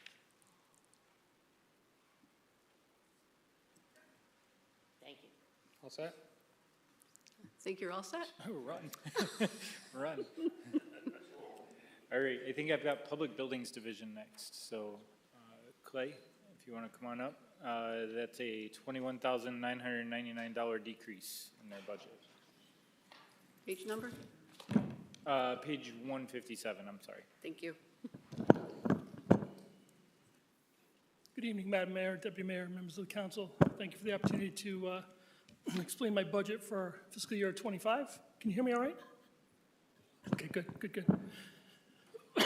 Excuse me. As the manager said, I do have a net decrease in my budget this year, primarily due to some utility costs that we are saving from lighting upgrades, energy efficiency measures throughout town buildings. We've been doing now almost every 5 years, trying to save a little more money when we do these upgrades, and those have come to fruition. So basically what happens is you can finance these upgrades through Eversource. After the financing is done, obviously you don't have a payment, so we've now finished off 2 buildings, the police department and the library, so we have no more payments there, and that's how I've gotten to this net increase of $21,000. Any questions for Mr. Majors? Thank Seeing you. none, you're welcome. All right, and Mr. Manfrey, if you want to come on up for refuse and disposal, page 163, it's a $62,890 increase. Good evening, I'm Tony Manfrey, Superintendent of Pollution Control. I'm here to speak with the refuse and recycling. Large majority of this budget is contractual obligations to All American Waste, who is our contracted hauler. They provide the residents with curbside collection and disposal of their refuse and recycling. This year, the tipping fee went up $2.10 to $86.15. The collection cost per account is $75.36 for the year. I'd be happy to answer any questions, and I know I have one coming on bulk waste. Councilor Begansky. Bulky waste. I know, I don't know, what, 5-8 years ago, we went from every other week to once a month. Is there a possibility of moving that to maybe every other month? What would, you have any idea what the cost savings would be? And I guess, is there a contractual? Right, so we do have a contract with the hauler Yep. until 2030. So that would have to be renegotiated if the council wanted to look at that.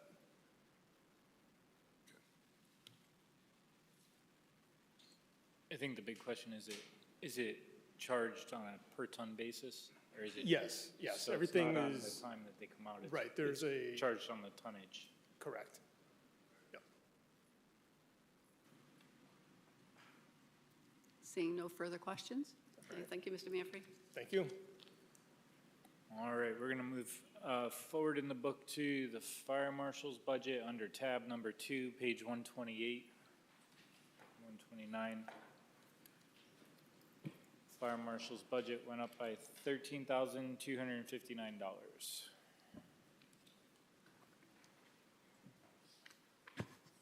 Can you hear me okay? Perfect. Okay. I'm Walter Summers. I've been the fire marshal here in town for 18 years. And our main function is fire investigations, plan reviews with the building department, inspections during construction, and then we also do inspection of all existing buildings, 3-family and above, on yearly basis or semi-yearly basis. So I'm here to answer any questions on our budget.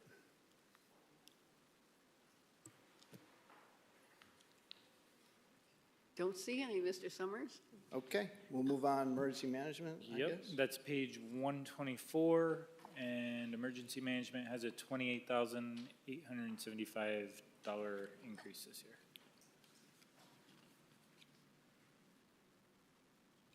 Any questions on emergency management? Okay. Seeing none. Okay, and I also take care of, is the water account on there too, the hydrants? Yeah. I also manage the hydrant account, which we pay Connecticut Water, MDC, Manchester Water, and we also purchase the hydrant flags for the fire department and all that. And that went up 1.83% based on Connecticut Water. It usually goes up every year on that. Where is that, Mr. Manscalco? I have it as Page 154. 134 in the budget book. Okay. There's a total increase of $2,217. Got it.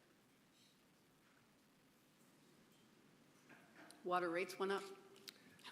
We anticipate Connecticut Water usually goes up $1,000, $2,000 a month on that.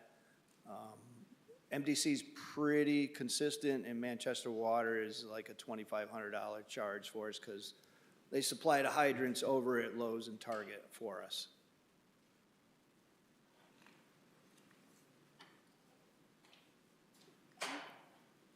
Seeing nothing further. Okay, thank you. Thank you. And we're going to move on to information technologies, page 94. That is a $78,364 increase. Good evening, Scott Roberts, Director of IT. I just want to clarify that $78,364,000 increase. That is correct. However, there is a transfer from our special revenue fund, which we collect monies from Tolland, Coventry, and Andover, of $72,000. So that brings it down to just over $6,000, of which at the time we didn't know that we were bringing the library on board. So when I subtract off the added increase to bring the library board on board as town employees with all the town software systems, it's truly just a net increase of $724. So just to clarify the budget. And repeat one more time the 78,000 increase? Sure. So yes, the IT budget through contractual services with software and such went up $78,364. However, South Windsor services as the IT department for Tallinn, Coventry, and Andover, Connecticut. As such, we collect revenue with our employees that are working there, profit. That profit is being transferred into the general fund to support this budget of $72,000. So that gives me roughly about 6,000 or so in change. Then what I did is at the time we set this budget, we didn't know the library was being made in as a department. As such, we have to offer the same IT services to the library employees as we do our employees, which means Office 365, Okta, Security Mentor, all of those. So it works out to be roughly $520 an employee. When you count the number of employees we're bringing over, and I subtract that off the increase, it leaves the budget only going up $724.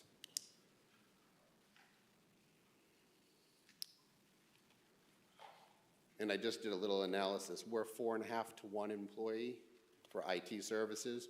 Most IT companies, like travels, insurance companies and stuff, are on the average of 16 to 1. 16, they have one IT for every 16 employees. Okay. We only have 4.5 staff taking care of the entire town. Good job, though. Thank you. Councilor Balboni. Thank you. So the IT department covers the town and the Board of Ed?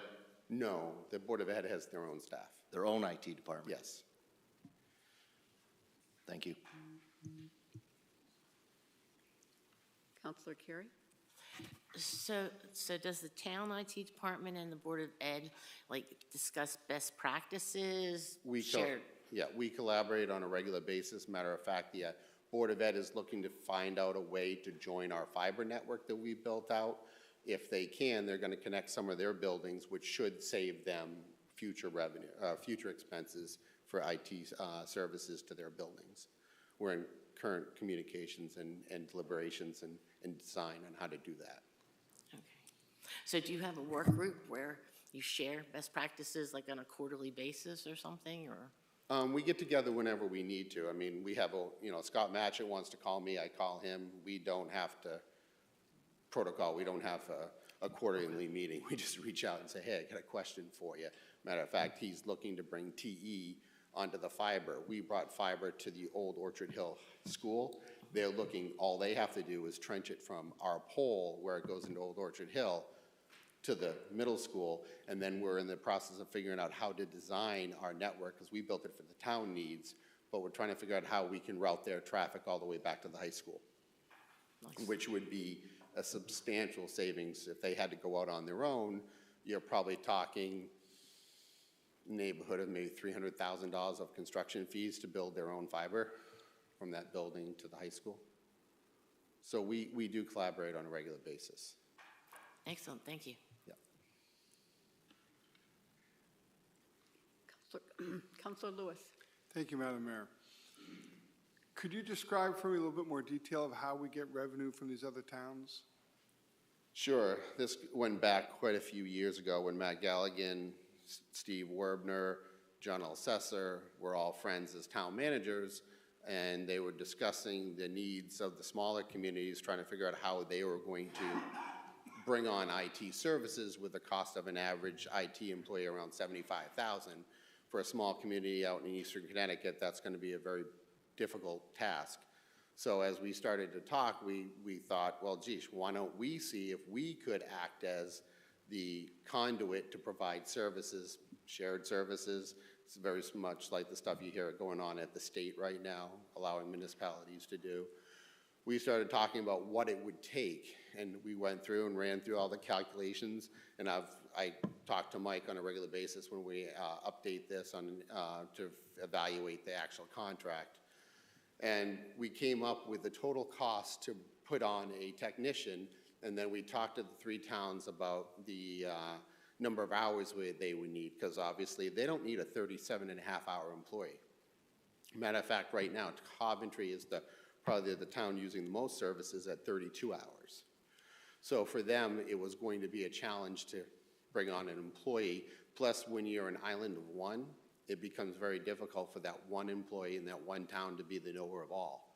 So by being a member of our organization, just like Councilor Carey mentioned, they have the ability to reach out to all of us and ask questions and bounce ideas off and collaborate. So basically came up with an idea. So Matt Galligan and myself went up and we pitched our solution against other consultants, and Tallinn selected us. And then we brought Coventry on board at the same time, and then Coventry's finance director retired from Coventry and went part-time in Andover and said, I have a solution for our IT problems over here, because believe it or not, when I talked to Andover, to print a document, they had to take the document from their computer, put it on a flash drive, walk it across the office, plug it into the other computer that had a printer attached to it, and print it out. So they had no network per se at all. So we've since built them an entire network out in Andover. So it's just, I would like to say it's the old barn raising in New England, helping one's neighbor out, finding a solution that works for everybody. We make some money, we have the benefit, we have the expertise, we service them, they pay us a fair wage for our thing, and then certainly goes here to offset our budget increases. So this is a revenue that we're bringing in to offset increases in the town of South Windsor's needs. Do you have a projection that that would continue? Is there a contract in place, a service agreement, or it could go away? They could say, hey, you know, we hired a retired person, we don't need you anymore. So it's a... Yeah, it's renewed annually. So, I mean, they, just like, you know, anything that we do, you have the option. I mean, Mike and I will sit down with the town managers and say, are you looking to continue? And I will tell you at this point, none of the communities that I've spoke to have any ambition to get rid of us. They're very happy with the services that they're receiving. Thank you. Is there an opportunity to add another town, or do you have the capacity for that? Mentally? No. Yes, actually, we have designed it such, the last iteration, when we had to figure out how to shift, because they have incrementally over the years wanted to add. When Coventry went up to 32 hours, it left us in a very awkward position. I think I answered this for you folks in an email. It left us in an awkward position that the employee that we had left over didn't really have enough hours to be really beneficial to work. So we ended up trying to strike a different deal where we still paid for the vast majority, and there is a small line item in our budget, I think around $18,000, that supplements that person's pay to keep them on staff, which then right now we're receiving about 90 hours. I could look it up in my email, but we're receiving about 90 hours that we're only paying $18,000 for, which is a substantial amount of time at a very low rate from an IT perspective, which then could be turned around and offered to other communities as they have to have that growth. So we have growth built into our plan right now. Okay. So if Andover, for instance, said, hey, I need another 4 hours, no problem, we can give it to them. And is there any other towns that are interested in joining your little? I think Mike might have a couple that have expressed interest. Yeah, Scott and I, every once in a while, get together with different leadership of different towns to try to talk about possibly expanding this. We've tried, I think, 2 or 3 to date. And while there's usually some interest, there's little bits of trepidation here and there just due to timings associated with budgets and everything else. But we keep, nibbling away at it, and somebody else will jump on. Okay. Any other questions? Mr. Bugansky? Thank you. Is there a legal reason that the Board of Ed and the town have separate IT departments, or just kind of morphed that way over the years? I've always said it's a functional difference. So for instance, when I say public safety, if you were calling and someone is breaking into your house, and I use the general term public safety because that's what we say of IT, anybody can do IT, but it's very specific. So if someone's breaking into your house and said, public safety, great, I'm going to send EMS to you. Oh, no, that's the wrong public safety. You really want police. So same thing with IT.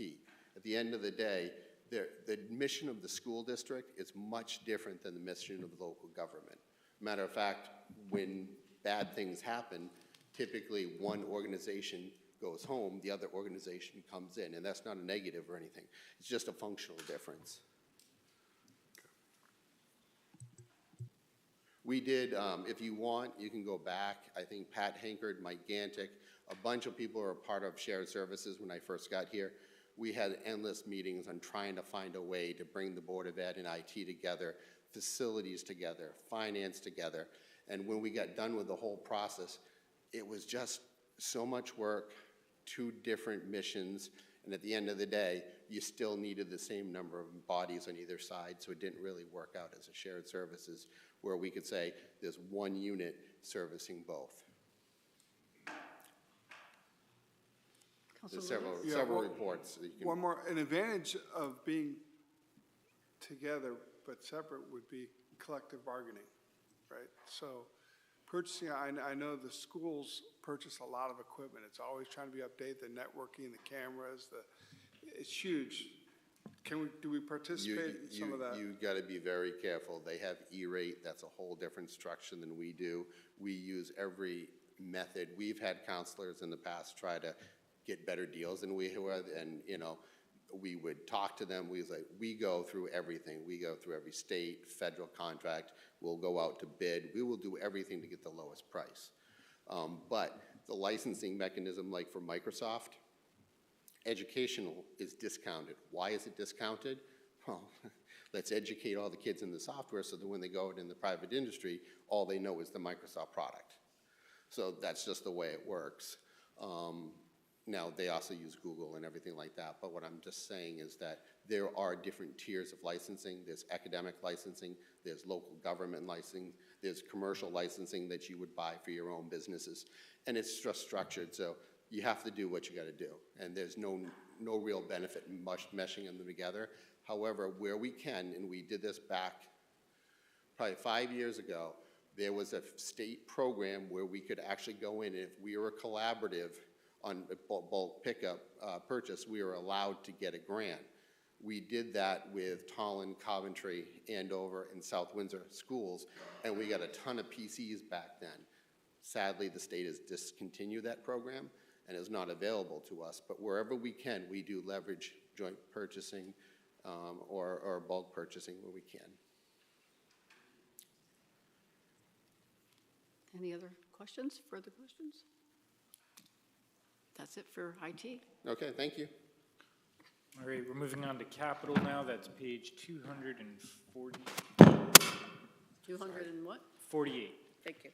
And we're looking at an increase of $64,567, which is the ordinance required increase.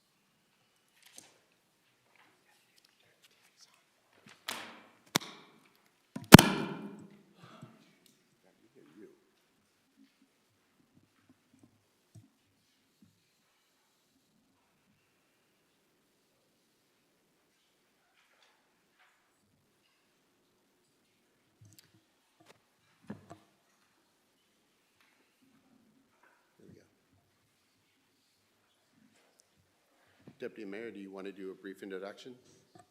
Yes, thank you, Mr. Roberts. I am the chair of the Capital Improvements Committee. I just want to commend Mr. Zimmerman.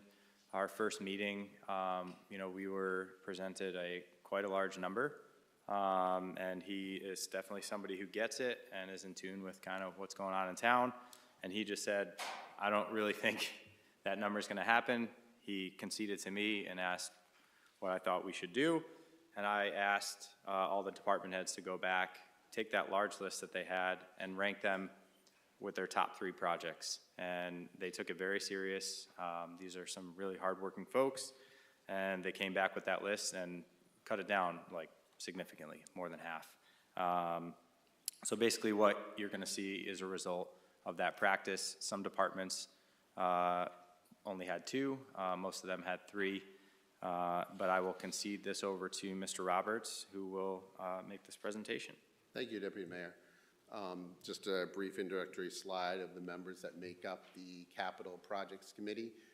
I serve as the town manager's designee, but the town manager is officially the member up there, so my name's up there, but it's extra. So just to kind of give you a quick update of what a capital project is by definition, it's a physical public betterment of improvement for facilities, land, and equipment with substantial use life of 15 to 20 years and a total cost of $100,000 or more. That's a very broad definition. Doesn't mean that we have done everything in that definition, for instance, land and stuff like that. I just want you to understand it's a broad definition of what a capital project could be. Underneath that is a few examples, although we do have, it is up there, sewer main construction and rehabilitation. It's up there as it could be a capital project, but Tony Manfrey and his staff do a great job, and they manage it over there. So again, these are just general definitions and examples of what a capital project could be should they come forward on a list in the future.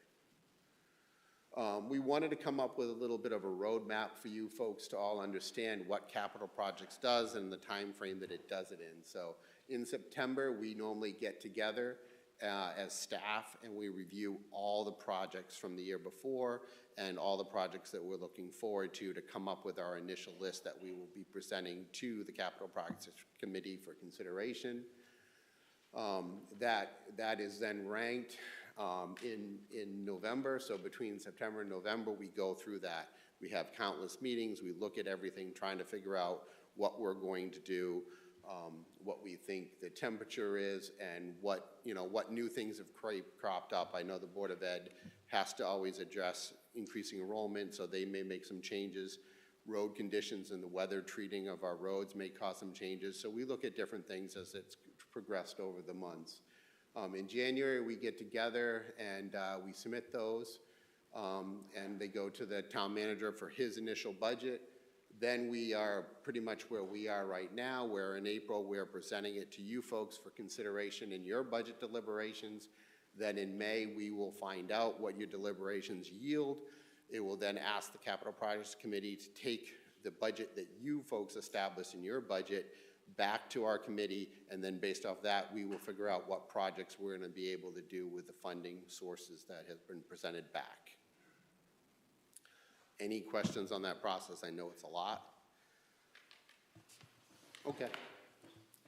So then we put this slide together to kind of take a look back and a look ahead. So we went back to 2017, and we have two bars up there, the actual requested or proposed amounts versus the approved amounts. So you can see that traditionally capital projects ask for more than we get approved. I mean, that just is the nature of the beast.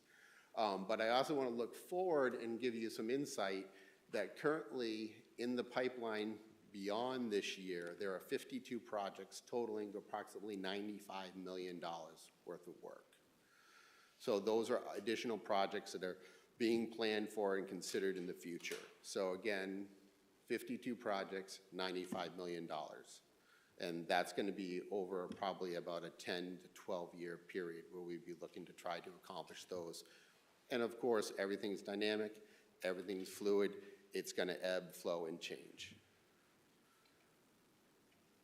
So for this year, we originally proposed, after our first coming forward with maybe 10 to 12 to $15 million worth of projects, we came forward with a budget of $5,370,779. It was an increase of over $2 million from the previous year. However, it would fund 14 projects. Those 14 projects are broken out as 3 of education, 2 of cultural and recreation, 3 of general government, 2 for public safety, 2 for public works, and 3 for facilities. Currently, I understand that in the manager's proposed budget, it's $3,364,567, and that does meet the minimum requirement of the town ordinance that was approved back in June 15th of 2015. That is the governing document that we follow. I will start off with this first slide because this is for our assessor. This is for reevaluation. This is a required process that the state requires us to do. reestablish the evaluation of all the properties for tax purposes. Talking with Patty Perry and Mary Huda, we're anticipating about a $250,000 budget in approximately 5 years. So you can see that this year we're going to be funding it at $50,000. That may have to change as we evaluate that process every year. Would it go up, go down? It would have to be done annually. Any questions? I'm not an assessor, but I will take an educated stab if you have any questions on revaluation. Councilor Carey? So the revalidation, we talked a little bit about this in our budget meeting, doesn't really meet the definition of capital projects, right? But it's only in this budget because it's money that's put away for future years. My understanding, and Patty, who I know is behind me, can correct me, and Mike certainly can correct me, our general government budget has to be expended and rectified every year. You can't carry money over. So for a 5-year program such as this, we need to use a funding mechanism or an accounting mechanism to hold that money for the 5 years so it's available to us. So that's why we use capital projects. Capital projects span multiple fiscal years of funding. Okay, thank you.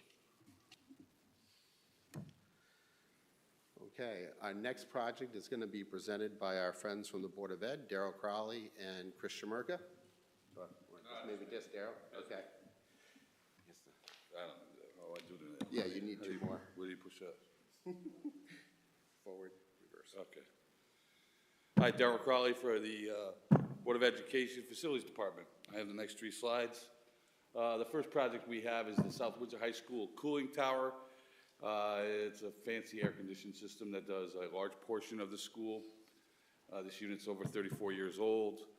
Typically, the last typical lifespan about 20 years. This is the phase 2 funding. We received funding in last year's capital projects. Again, sometimes we do things over multiple years because we can't get enough out of 1 year due to the total number of projects that we have overall for the committee to move forward. The second slide I have is for the high school library roof. The high school, obviously, a very big campus, very big building, and this is the 4th phase of a roofing project that has been going on. This is the last phase of this project. This roof is already leaking, causing more damage. We do try to make repairs to hold it over, but it really can't wait any further. And the third project of mine is the Ellsworth Gymnasium roof. This is an asphalt shingled roof that is also leaking. We do make repairs. They hold for a short period of time and then come back up. And the pickleball people that we have a very large population in town constantly let me know as soon as it starts to drip. So again, another project that needs to be funded soon. Any questions for the 3 school projects? Councilor Carey? So on the first cooling tower, are you replacing them, this equipment, or did you replace it last year? No, we needed 2 years of funding to replace it. So once we secure the funding this year, then we can go about replacing that actual unit that was old and rusty up there. And the pumps below that are way down in the basement of the boiler room that supply that cool water throughout the building. Okay, so would we expect like some efficiency from replacing it? I would imagine that the newer systems are going to be a little bit more efficient than something that's 34 years old, but I don't know until it's actually spec'd out and designed, and the engineers will tell me that, but typically, yes. Okay. And then my second question is on Ellsworth School. And I don't know much about construction, but aren't there 30-year structural shingles that you can get to give you more run for it? Yes, they do make 30 to 35-year different shingles for that thing. When we spec this out at this point here, for the Ellsworth one, what I'm saying, estimated life, because it depends on what the costs come in. So typically when we put something out to bid, we'll bid it for a minimum of 20 years to a maximum of 30 to 35 years. And depending upon cost, when we put it out to bid, we will pick the one that will fit within the budget that we've secured here. Okay, thank you. You're welcome. Anybody else? Counselor Balboni? Yes, back to the cooling tower. Yep. We got 34 years out of something that's supposed to last 20 years. Pretty good, huh? That's pretty impressive. Now, it was 34 years ago when we first put air conditioning into the high school. I can't answer that question. I wasn't here. I can. for you. Oh, okay. We didn't have any in '88, Okay. okay? So it's nice that they have air conditioning now. It's great. Portions of the building, not the entire building. All right. So that was, when they were doing a renovation, they were, as they're adding portions, they were adding some of this stuff to it. Excellent. No, actually, I do appreciate when I go to the auditorium and watch shows there or whatnot. That's a different unit. That's not fed by this one. Oh, keep That's that a one working. 'Cause I'll try it's it. nice in there. Our maintenance part does a very good job. Like I said, 34 years out of a 20-year unit, it's absolutely amazing. I love to see stuff lasting that long. Beautiful. They don't make it like that anymore. No, hopefully the next one will last just as long. And I won't be here to replace it again. Anybody else? Counselor Lewis? Thank you, Madam Mayor. So back to the air conditioning unit, seems to be getting all the playtime here, is, so there's $100,000 sitting somewhere waiting to be spent, right? There's- For phase one, No, I believe there's two, let's see, what do we got here on that one? There is, half of whatever you got. no, I believe we funded $300,000 last year. We were able to secure $300,000, if I'm correct. I believe it was 300,000, and this is the final balance of it. Right. But that money's is sitting in the bank earning interest, waiting for the rest of the money, or? I'm not the finance director. I don't know where the money sits. I'm just conceptually. I would assume so, yes. It's secured somewhere. Patty, could you answer that question? Right? You do that funding part? It's just a budget, so it hasn't been spent. It's not really sitting anywhere. It's just a budgeted number. No, the money I secured last year. The money that's secured last year is just in an account. We haven't spent anything. So if you want to say it's earning interest, sure. Okay. You could say it is. Let's say that then. It is. Great. Okay. Thank you. I don't know where they keep the money. If I did, I'd probably take it all. Deputy Mayor?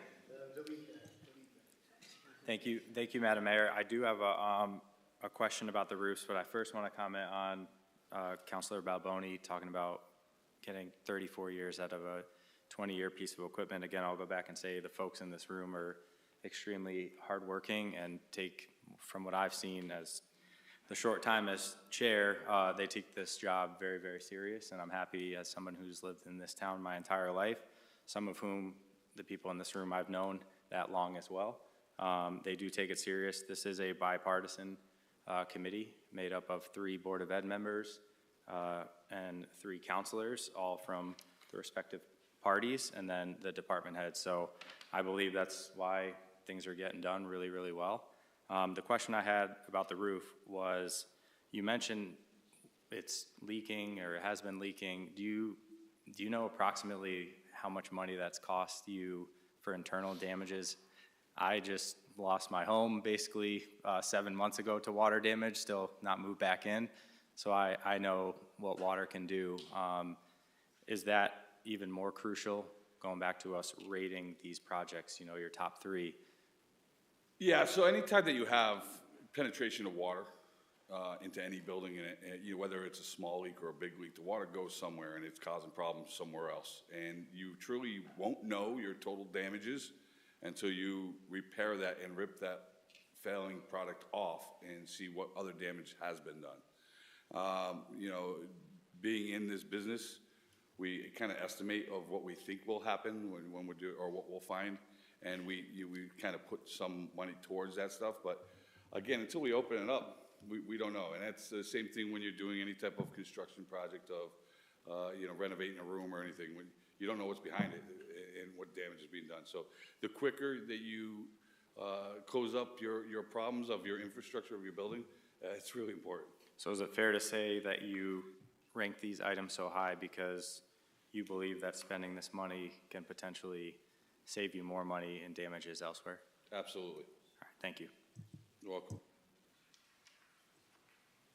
Anybody else? Any further questions? Seeing none, Thank you. you're good to go.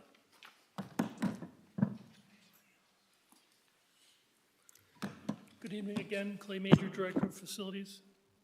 So my first project, as you can see, is a large number, $1.25 million. I want to just recap a little bit. Back in 2022, we had a self-evaluation done by our engineering firm, On-Call Engineering Firm. They evaluated every town building, not the schools, for our deficiencies in regards to ADA compliance. They came up with a number back in 2022, $5 million. We brought this to the Capital Projects Committee. We all agreed that we would, in theory, try to fund this at $1 million a year to get this plan completed, because the ADA looks at this self-evaluation and transition plan as one piece of the puzzle. So what they want you to do is do your evaluation, come up with the transition plan, which is the budget for the project. So this 1.25 is year 2 of funding, and it will do everything that's listed on here. And the next big projects that we're going to be doing are related to accessibility into the buildings and bathrooms. So for example, the next big project would be VMP, Veterans Memorial Park. We're going to do accessibility to the lower ramp, to the lower entrance, and to the upper entrance. So that alone is probably a $300,000 number, taking what I know and using that kind of in context to construction here. But that's the next big project. We have several projects underway right now, as you probably have seen, the bathroom here, the handrails and the ramp at the annex. We're doing some seasonal site work, adding water fountains, fixing some sidewalks, raising some pavers, all these related to the self-evaluation plan that was done back in 2022.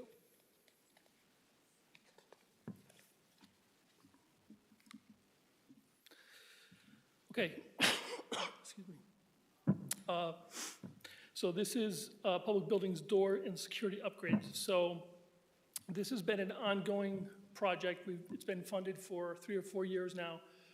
This request will complete the project for the library and the town hall in regards to a lockdown procedure.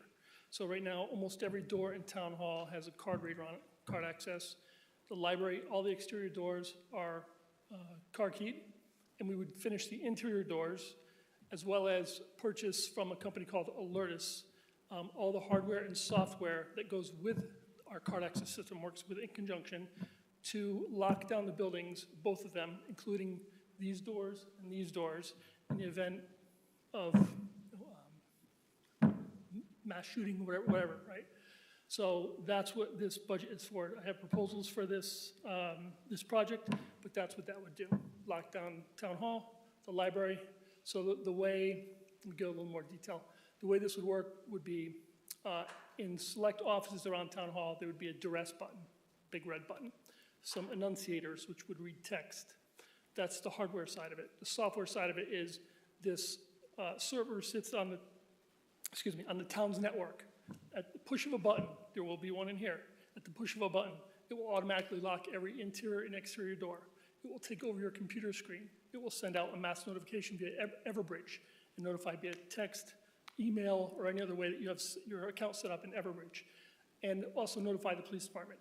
So it's an immediate response to mass casualty or active shooter or whatever the case may be, and this is what the money is for.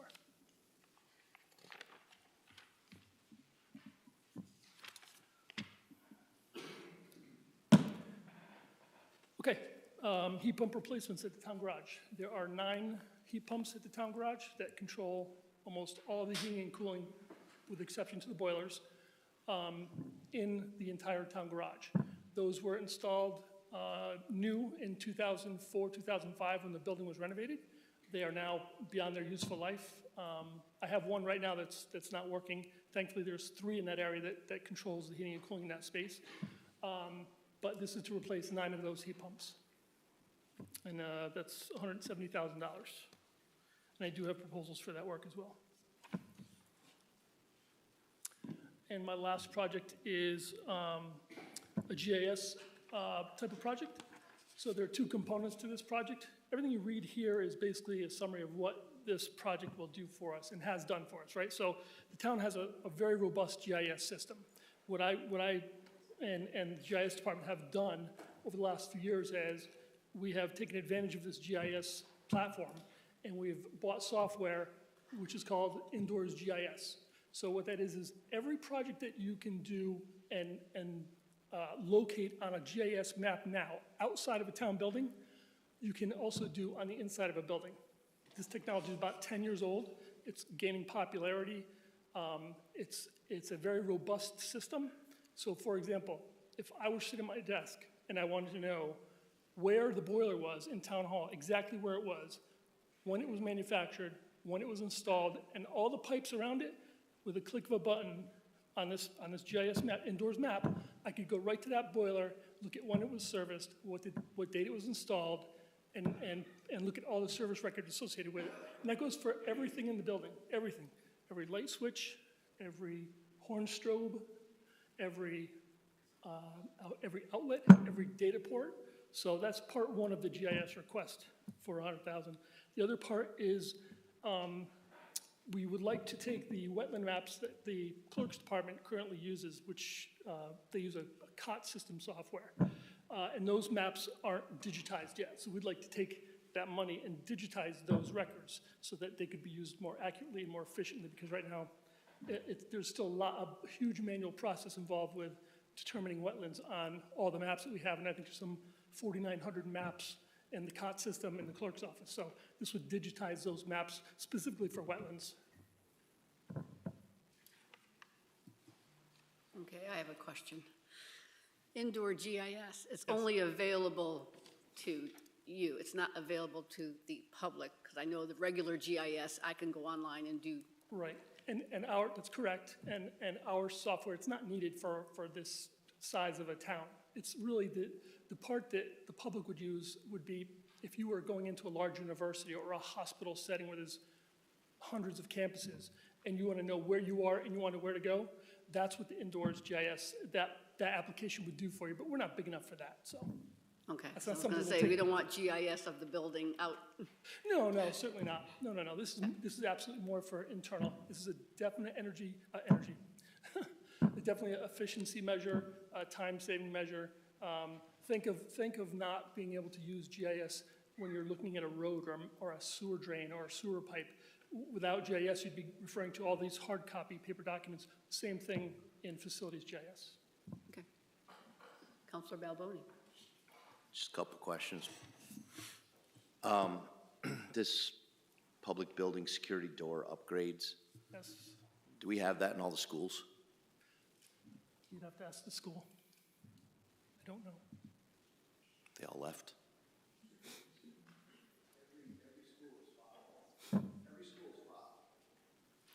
No, I'm saying this emergency system with the lockdown. I would find that incredibly helpful in the schools with defenseless children, as opposed to a building with adults that could easily defend themselves if given the right opportunities. Agreed.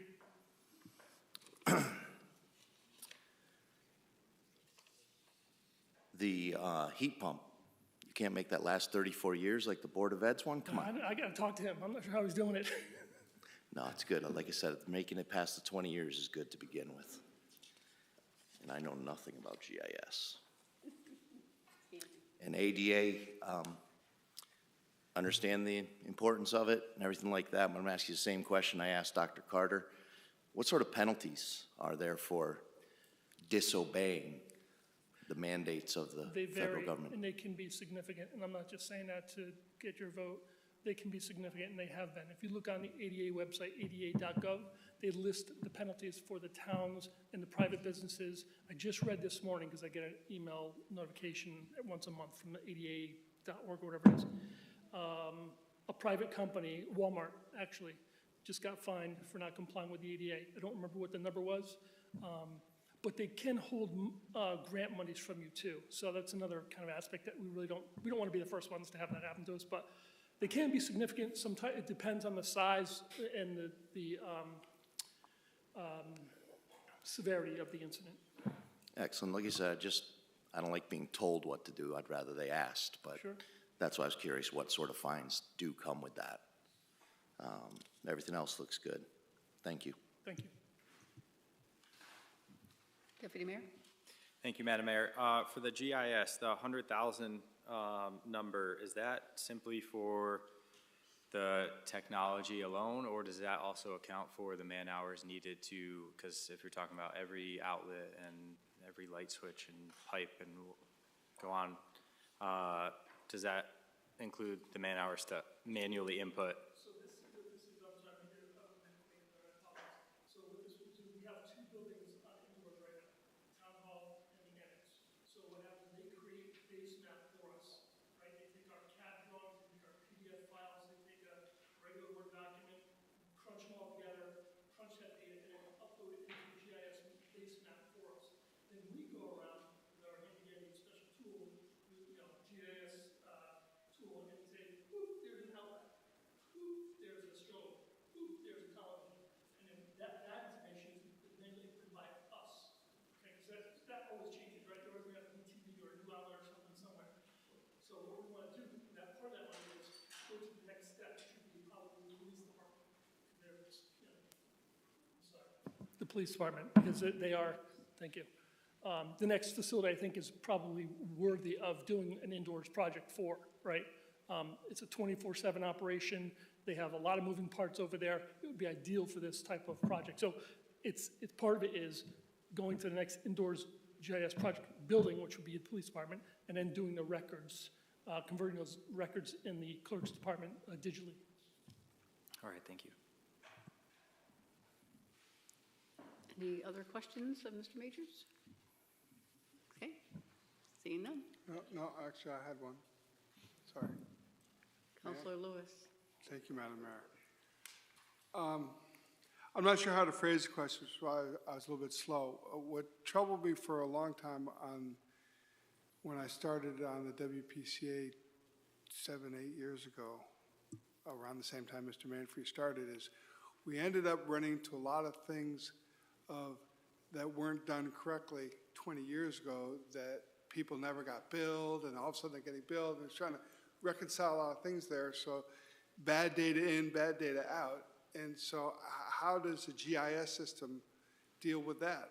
Because what is validating right. the input? Because the output's only going to be good as the input, and if you're having, right. Correct. Okay. So what we do, excuse me, is we take as-built plans, which are the construction documents marked up, right? We take those plans and we give them to them. And we can validate with using our little handy-dandy tool to say, okay, we want to locate that outlet on the wall. And we can compare that to the actual plan and validate to make sure those are both the same thing, so that now the GIS information is validated. So we're still relying on the human element of the validation. Well, you're always going to have a human element, always. Okay. Thank you. But, it's a shared collaborative, one source GIS map. Well, I'm not looking at a PDF over here, because, for example, we just did how many projects here in Town Hall? In a bathroom, the first floor, the second floor, probate, and whatever's coming, we did carpet, whatever we did. I've got as-built plans, I've got construction drawings, a partial construction drawing. All those will be in one place now. And that's the validation part, right? Because we're going to give them all these drawings, and they're going to collaborate all those into one file. They're going to crunch that data into one file. Then we can confirm each of these points as we add them into the base map. Is this going to require training and upgrading our staff to be able to manage the system? We've already done, almost finished now with the annex, and we're working our way to the town hall, so the answer is no. Any further questions? Seeing none? Okay, now you can go. Mr. Roberts, you're back up. Sorry, I didn't want to get shocked. All right, so I'm here just on a quick note too, with the indoor GIS, one of the things that was up there was a 3D rendering. You can actually, once it's all built up, you can stand in the middle, almost like virtual reality, but it's not, and see the facility and walk through the facility in 3D. So you could potentially stand in here inside the GIS and look around and see where everything is, which is very hard to do on paper. You do get floor plans, which are also something that could be provided to the fire department for the pre-planning process, as well as the police department for responding, because as you can imagine, with new officers, they may not know the complete layout of town hall and where the finance director's office is. So these are great assets that they would have at their disposal as well. So just a quick side note. This project is a fiber communications network project. We took advantage of the ARPA funds, which allowed us to connect sewer facilities and town facilities and schools. However, for some reason, they left off fire departments. So when we left and we brought fiber from our police department out to Orchard Hill, New Elementary, and Old Orchard Hill, we put fiber on the pole in front of the firehouse on Foster, is it street or road? I can never remember the two, street? So we put it on the pole there. However, the funds didn't allow for us to connect it. So we have all the fiber sitting out there. This project is to bring the fiber into the building, put all the electronics in the building, and then all of our fire departments will be on our fiber network. Currently, West Road and headquarters are both on fiber with us. This is the only fire department out there without a connection to the fiber. And it's 70,000, and I say useful year of 20. I blended it. The fiber is good for 30, but then the electronics need to be replaced after a little while, so I averaged it to be about 20 years. Any further questions? Seeing none? Okay. Our next. Parks and Rec? Park and Rec. Finally getting to our 30 and 30.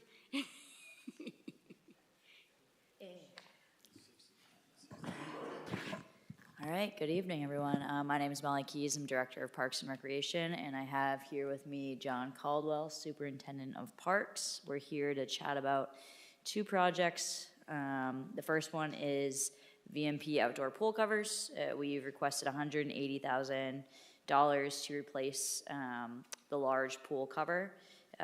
We installed this pool cover in 2002. The life expectancy is 10 years for the pool cover. Obviously, it's 2024, so it has seen pretty much twice its life. At this point in time, it's really ineffective for covering the pool. It has large tears. We have anchor points that have failed, which makes putting the cover on as well as taking it off an extra challenge. Really, the whole purpose of replacing and having a pool cover is for safety.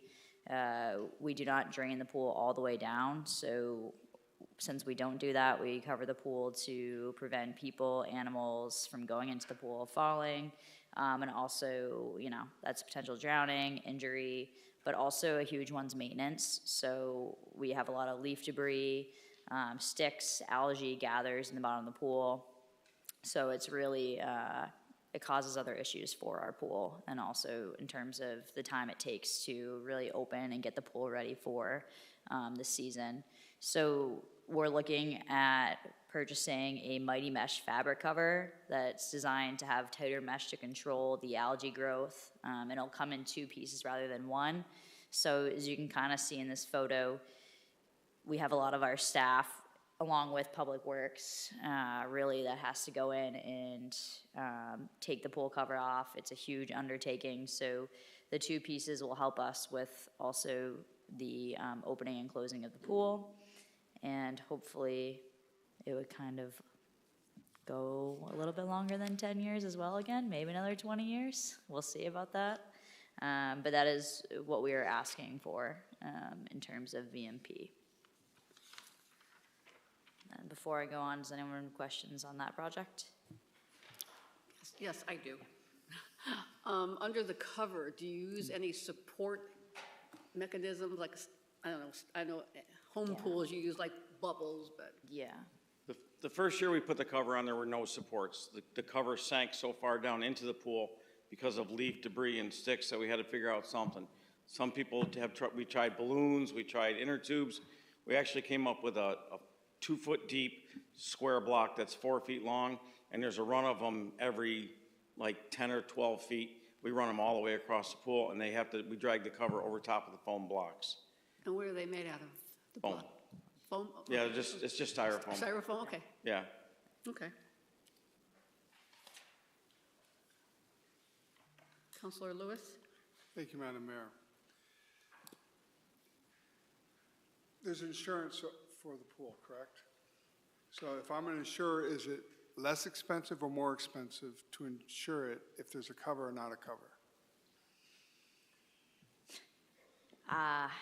Any insurance agency, whether it's municipal or a home, they're gonna raise your premiums if you don't have the safety mechanisms in place. Yeah, I don't know the exact number in terms of town insurance, what that would, but I mean, if we have no pool cover and someone goes in and falls in there, whether or not they're breaking and entering, still, it's gonna cost us a pretty penny. Yeah, I don't think it'd be a responsible thing to do. We can't empty the pool. The reason we can't empty the pool is 755,000 gallons. I was throwing you guys a It'll come out of bone. the ground. That was an easy one. Yeah. Is 180 the actual cost of the? Those are the quotes that we received. There's only 2 companies that will actually even build and design the cover, because they have to redesign the cover again, because we're gonna move all the anchor points. And due to the unique size of the pool, it's a huge facility, so. And is there something we can do for maintenance of the cover to ensure its longevity? Well, I mean, Treatment or? we got 22 years out of this one. I think we did pretty good. Yeah, our guys do a really great job at taking care of it and making the repairs that they can do every year. Yeah, we found easier ways to do it over the years. I think we got it pretty much mastered now. We used to have to drag it across the ground. We actually went to a netting company, and we have a giant cargo net now. We roll it up into a giant cargo net. We lift it up now with the loader, and we store it into a container for the year. So we've done a good job. Our crew does a great job doing it. Public Works helps us with it. It's about a 15-man job to take the cover on and off. How long does it take to dry? I mean, We don't have to worry about it drying. Yeah. It dries itself. It kind of just drains through because the container that it's in has holes in it. It's just an aluminum, it's almost like a mesh. Okay, because I'm thinking like a So tent. it just kind of drip dries itself. Okay. If anyone wants to see us opening the pool when we do that whole operation, it's pretty interesting to see. Because a lot of people are like, oh, it's easy, pull a cover off. No, it's a huge undertaking.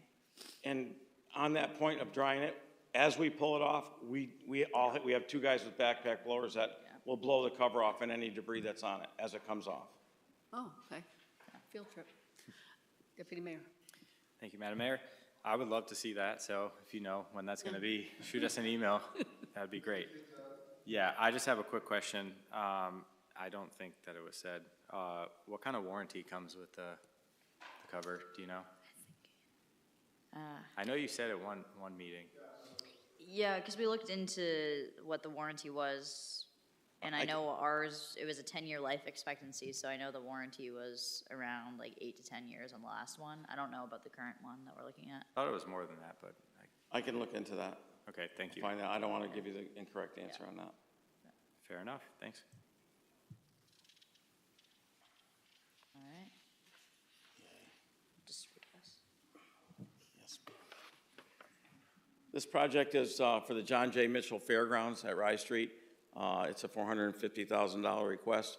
What we're looking to do is bring improvements to the fairgrounds and bring more venues in the fairgrounds now. Currently, it holds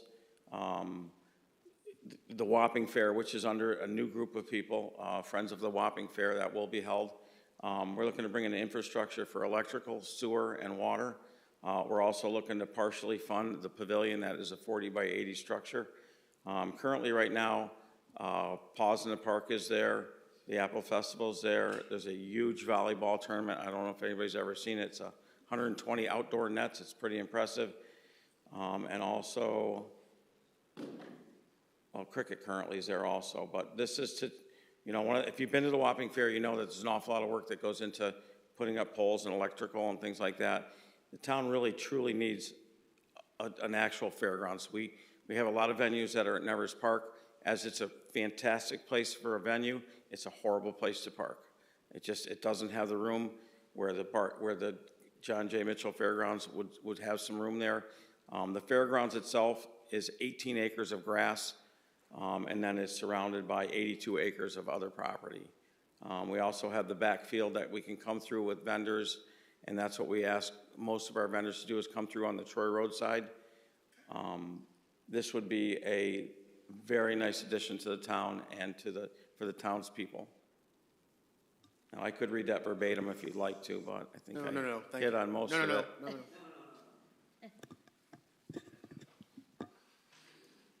So if there's any questions, I'm more than happy to. Thank you, Madam Mayor. Yep. Thank you so much. So having performed there a couple of times, 2 questions. Well, actually 3. I see, so 450,000, is that you just being conservative number? Because I'm thinking you're talking about a pavilion plus a waterway. I perform a number of places, and that's $500,000. Is that what we're talking about? It says at the bottom, 450,000. Yeah, correct. So this specific ask, so we talked about the whole entire project, but this specific ask would be more for funding the water line materials and a portion of the pavilion. The Rotary Club has potentially offered to kick in funds for the other half of the pavilion if this project does come to fruition. So along with so pavilion aside then, the water line, so are we talking about fitting it with bathroom and all those types of things? That would probably be in the future. Okay.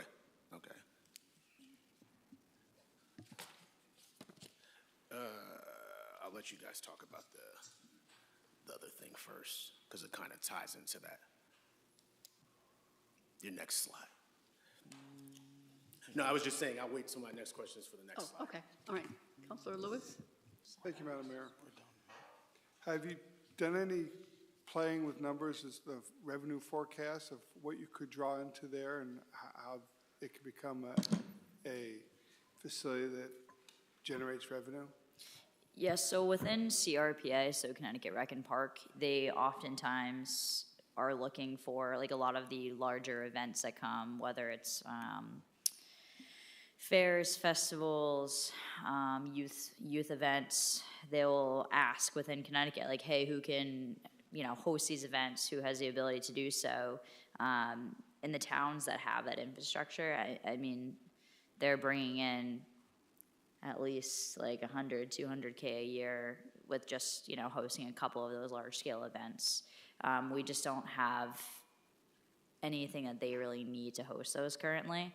But us being able to bring in the Dig Volleyball Tournament, for example, we think that if we could commit to at least 4 or 5 of those events, that would be a really awesome revenue generator.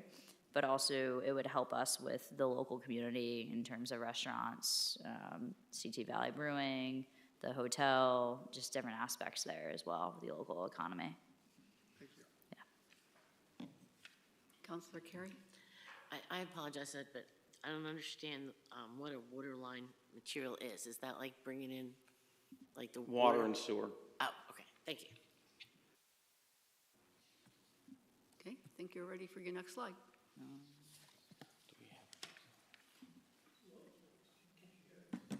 That is not us, so I will.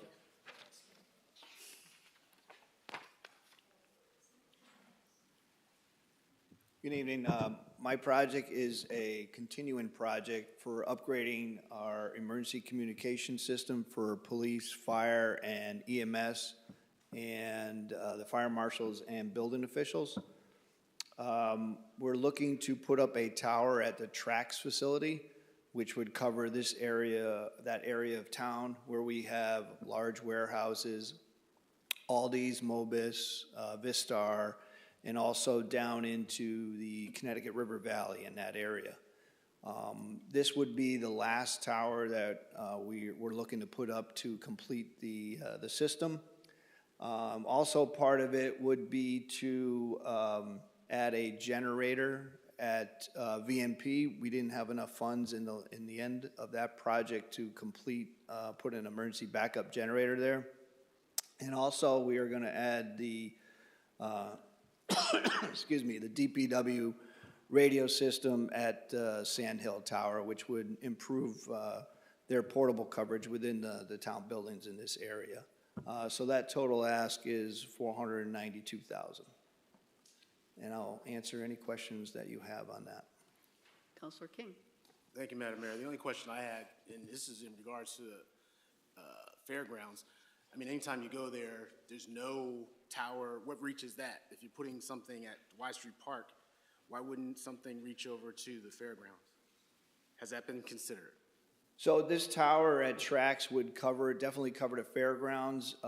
We do have a site at Eli Terry School. We did put that in because there is a hole in that area up by Robert Street and everything, and we couldn't even get into the new school, so we've covered that area. This tower will be approximately 150 feet in the air, so it'll definitely cover that area really well. Okay. Thank you. You all set?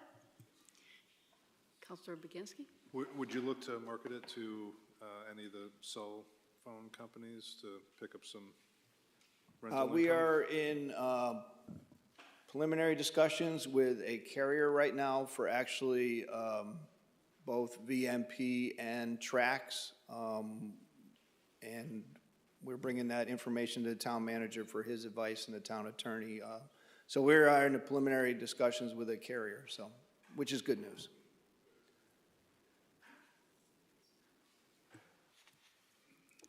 Seeing no further questions? Okay. You're next, I guess, Fire Department? Oh, I can do that one too.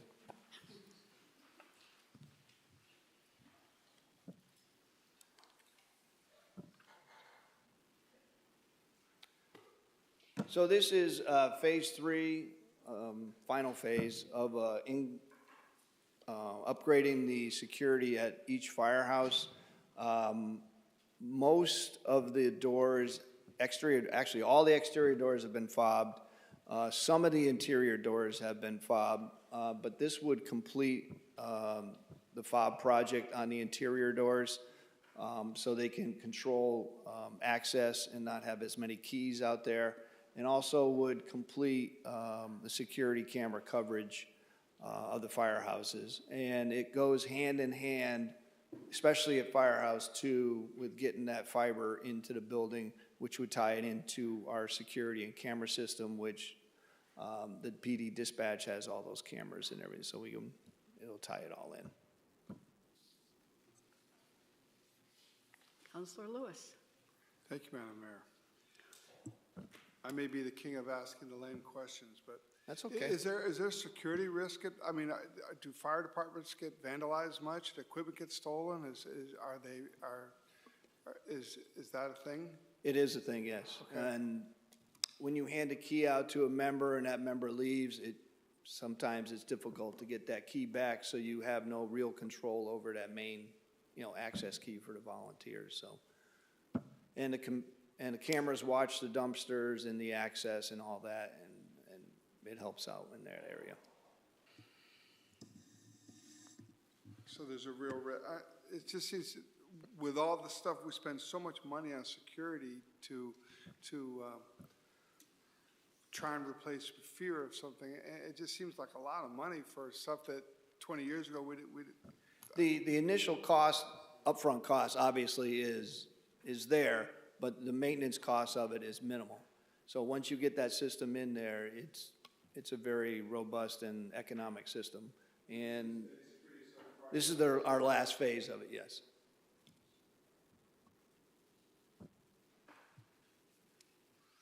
Counselor King? Yeah, the only question I had, thank you, Madam Mayor, is so do all of these systems link into the central brain that's down there? So say, for example, I know what we originally set that up for, but say, for example, if something catastrophic happens, everything that we're talking about, it goes right there, so all of the heads of our state and our town see everything that's going on? So I think Clay can answer that. He manages that system. So the answer is yes. Anything that sits on our network is viewed, yeah. Cool. And recorded.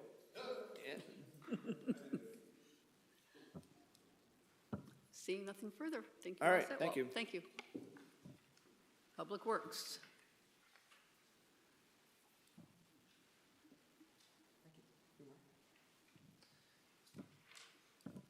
Thank you. I have the last two projects. I'll make this brief. So we have two projects on here, and I want to stress two things. One, there are no other funding sources for these projects. We can't use state funds. There are no state funds or federal funds for these projects, and they're not in the budget for obvious reasons. They're not in the bond referendums that have been passed. So the only way we can fund these is through capital projects at the moment. So one is to finish paving various parking lots throughout town. And the second thing I want to stress is that I've been here 23 years. None of these parking lots have been touched in much longer than that. So you talk about life expectancy, these are probably 30, 40-year pavements in these parking lots. Veterans Memorial upper parking lot, the Town Hall Annex parking lot down below. I think that was last done when the U.S. Post Office ran that building. Town Garage parking lot and Rice Street Park is incredibly old. And they literally look like this picture. They all need to be done. So that's one project. And the next project is small but important culverts throughout town that, again, haven't been done in probably 40 or 50 years. There's a culvert on Griffin Road over Dry Brook, culvert on Dart Hill Road by the town line, culvert on Strong Road at Bancroft Brook, that's by Main Street culvert at Newbury Brook, and there's a culvert, believe it or not, on Vibbert Road, just west of the pollution control plant. These all need to be replaced. They're in danger of failing. If any of these fail, it would close the road down or certainly close the lane down. And this is for just design costs for some of these culverts to get that process rolling, to get that started.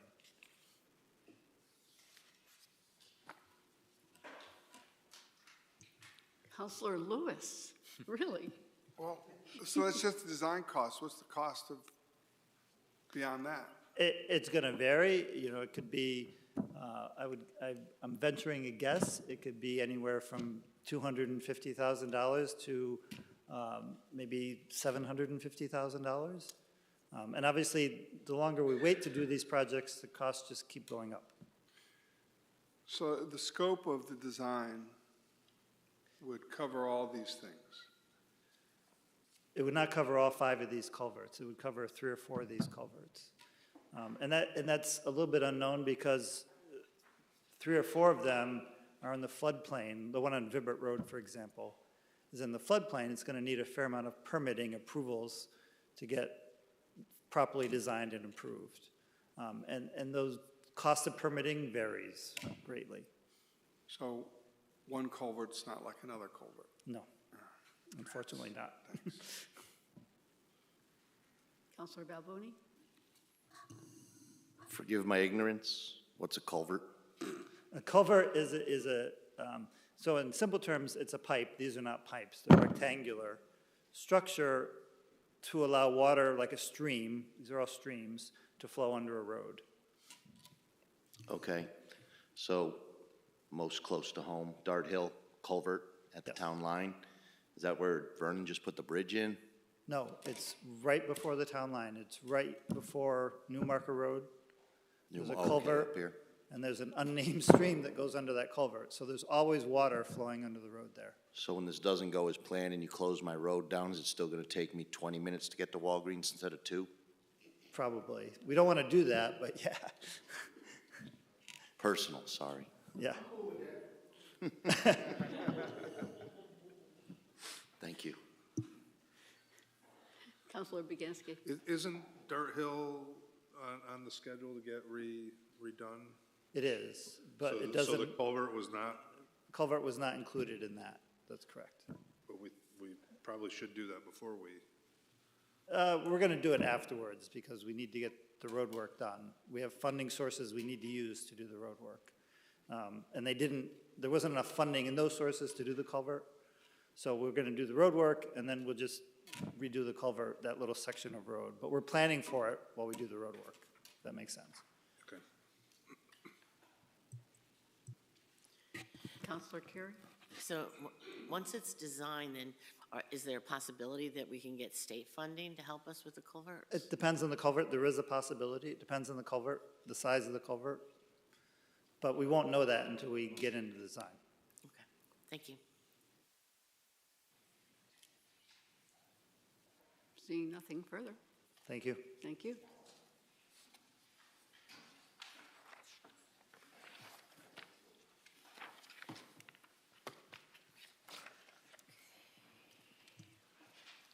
Moving on to 13B, Siting Council application for solar farm at 186 Foster Street. Mr. Maniscalco, all yours. Thank you, Madam Mayor. Try to move on through this because I know it's starting to get late. In your packet, there is a nice, large, thick piece of paper here. This is the actual application to the Siting Council from the solar company. In that packet, when you read through it, you saw there's maps and diagrams and everything else showing where the solar panels are going to be, what they're going to look like, all that sort of stuff. I think the question becomes, at this point, I know we've received a number of communications from the public related to some of their feelings, particularly people who are adjacent to the location. And I guess the question for the council is if there's a desire to maybe send a letter to the Siting Council expressing our displeasure with the idea, or is this something the council wants to just leave be? Sounds good to me. Councilor King? I Oh, mean, definitely. Thank you, Madam Mayor. Yeah, I think we should definitely send a letter out to find out. The fact that it goes right up against them, I guess my greatest fear is what does something like that do to a home, a family, children, anything like that at that particular level. So I would definitely take your advisement, your suggestion, and say yes, send a letter. From what I've been told, sometimes it even makes sense for perhaps even one of us to actually go up there as opposed to just a letter, which can just go by the wayside. So if that's something that needs to happen, I'm more than willing to go over there and just say, hey, you know, what's the purpose and why and how come and so on and so forth. Councilor Balboni? Maybe just be echoing what Councilor King said. But number one, I wanted to make sure that we know we're powerless on this, more or less. But I think, as Councilor King said, if there's a fight, tell us where it is, and we're more than happy to fight this. Deputy Mayor? Yeah, I couldn't agree more. I'm happy to go wherever I need to go or we need to go to fight against this for the town. I know what happened in East Windsor. All the folks there are quite unhappy, as they should be. I drove down that road many times. I played in hockey in Simsbury. That led me to go that way almost every night of the week for a few years straight, and it's terrible to look at, let alone the environmental impact. So I'd be happy to fight against this. And again, I know we have no real power against it besides uniting and using our voices. Somebody did mention to me, they said, well, it's up to the sitting council. And I said, yeah. I said, no, it's the siting council. So I do want to make that clear that we are not the ones that are trying to make this happen. Councilor Curie? So I do think we should follow, in this letter that you read, they had a couple steps. One was to apply for party status, I don't know. And then the other is to reach out to the town of East Windsor counterparts. I don't know if you know anybody or have contacts over there that you could talk about what they've learned. Sure. Yeah. Thank you. Councilor Lewis? Thank you, Madam Mayor. I just want to show support to what my fellow councilors have said. And give us a bone to chew on, and we'll take the fight to it. Thank you. Well, you got the consensus. Sounds good. Thank you.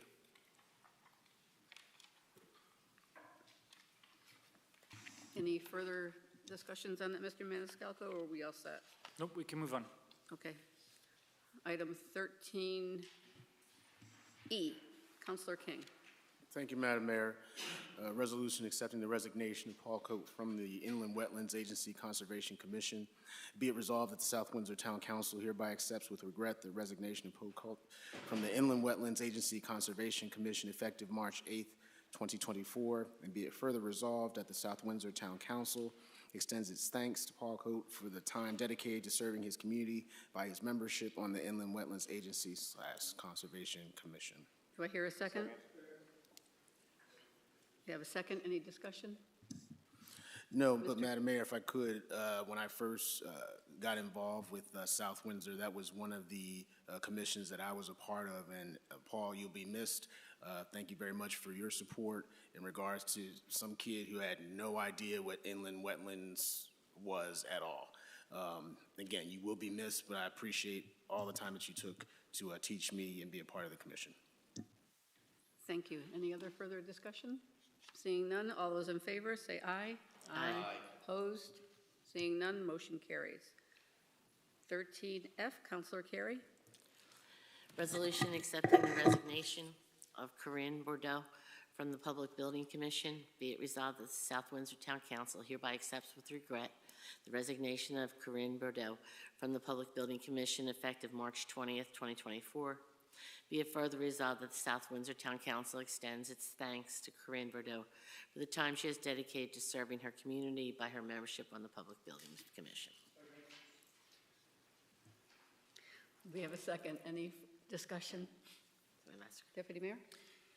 Thank you, Madam Mayor. Yeah, I just want to thank Ms. Bordeaux for her time on the PBC and all that she does and continues to do for our town. Thank you. Any further discussion? All those in favor, say aye. Aye. Opposed? Seeing none, motion carries.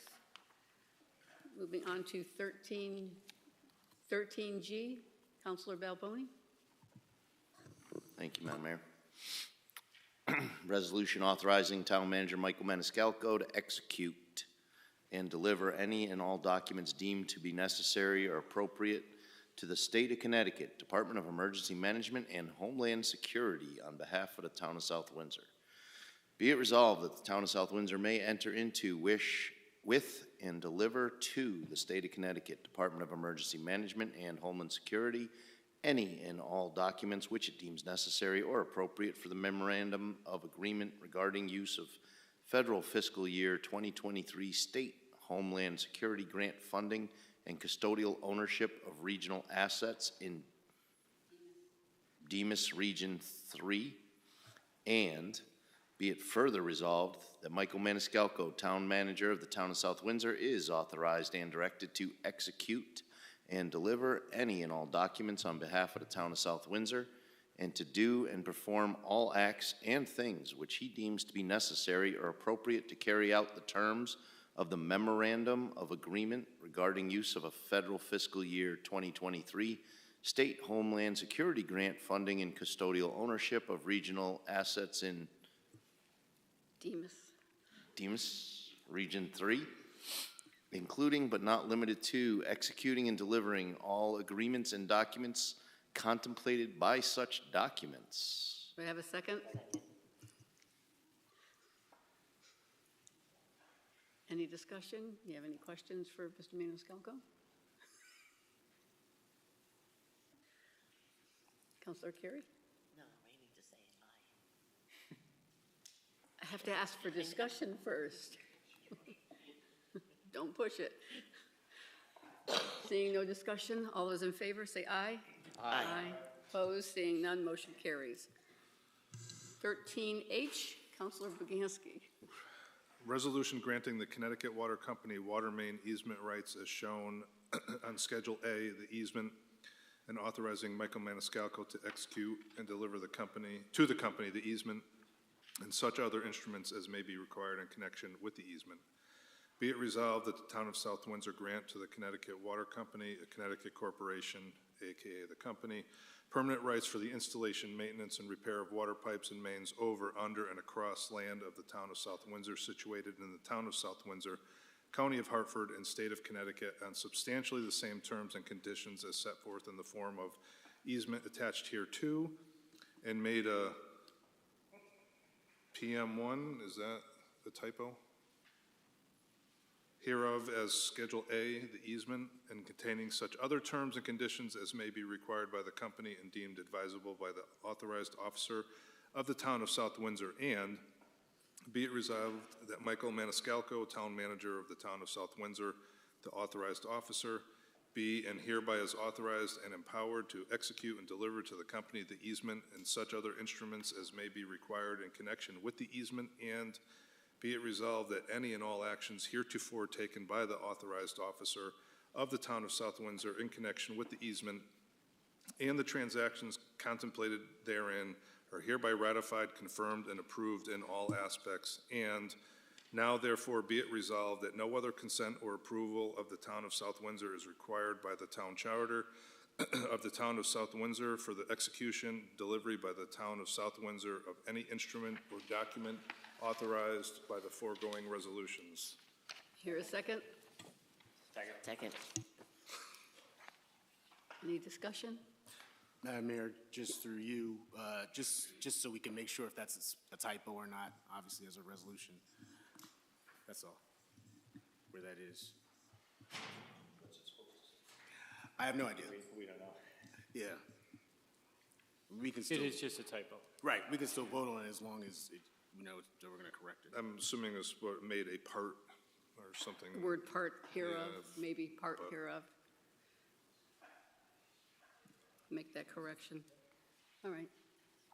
We have a second. All those in favor, say aye. Aye. Opposed, seeing none, motion carries. Okay, 13I, Counselor King. Thank you, Madam Mayor. Resolution approving refund batch 39 for 10 tax refunds totaling $7,637.33. Be it resolved that the South Windsor Town Council hereby approves 10 refunds, the total of said refunds being $27,100. Yikes. So that's 10 times 7, okey doke. Total of said refunds being $27,100.94, and as more fully described in Exhibit A. Something's off 10 there. times 7 is what? So it's not totaling. Because if you look at the next resolution,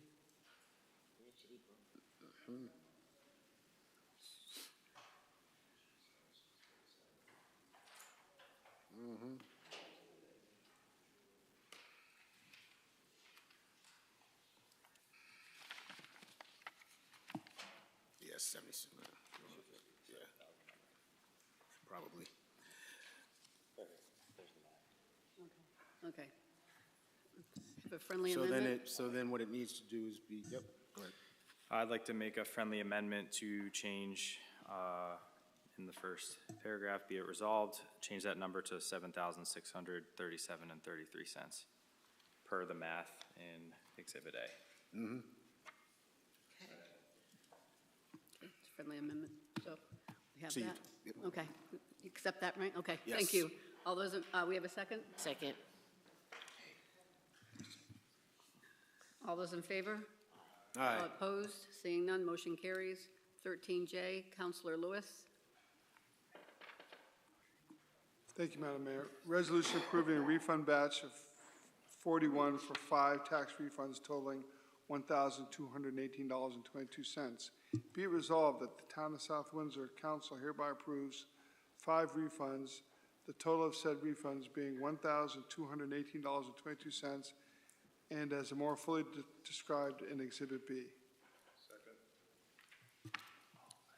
We have a motion, we have a second. Any discussion? Seeing none, all those in favor? Aye. Opposed? Seeing none, motion carries. 13K, Deputy Mayor Siracusa. Thank you, Madam Mayor. Resolution appointing Catherine Sennerith as Executive Assistant Clerk of the Council. Whereas the Personnel Committee has recommended that the Town Manager's Executive Assistant take on the duties of Clerk of the Council position, and whereas the Town Council approves the Executive Assistant / Clerk of the Council position to be added as a Grade 3 of the non-bargaining job classification listing, and whereas the Town Council approves the combined job description for Executive Assistant / Clerk of the Council, and as more fully described in Exhibit C, and be it resolved that the South Windsor Town Council hereby appoints Catherine Sennerith as Executive Assistant / Clerk of the Council. Be it further resolved that the South Windsor Town Council approves a salary increase of $15,000 retroactive to February 20th, 2024, which was the start of Ms. Sennerith handling these duties. Benefits will continue to be associated with the non-bargaining unit members' fringe benefit description for fiscal year 2021/2022 through 2023/2024. Be it further resolved that the Town Council hereby directs the Town Manager to execute an appointment letter to Catherine Senerith. You have a second. Any discussion? Counselor Lewis? No. Okay, I'd just like to state that we're eliminating a full position of clerk of the council and adding the duties with Ms. Senerth, and the Personnel Committee did meet several times and research was done. So that's the reason for this resolution. Deputy Mayor? Yeah, I'd like to add, it definitely benefits the town financially, but also Ms. Senerith has shown that she's more than capable and actually wanted to take on these duties willingly. So we thank you for that, and we're looking forward to working with you. Seeing no further discussion, all those in favor? Aye. Opposed? Seeing none, motion passes. Congratulations.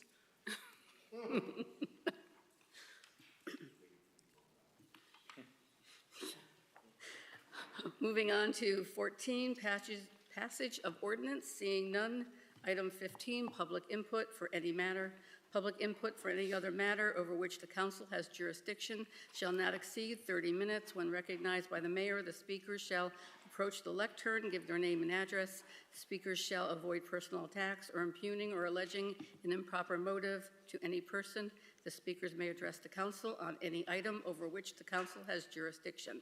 The speakers shall limit their speaking time to 5 minutes. Is there anyone who would like to come forward?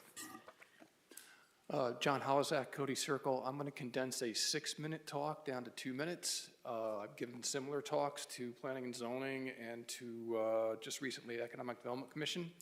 The gist of it is beware of unintended consequences.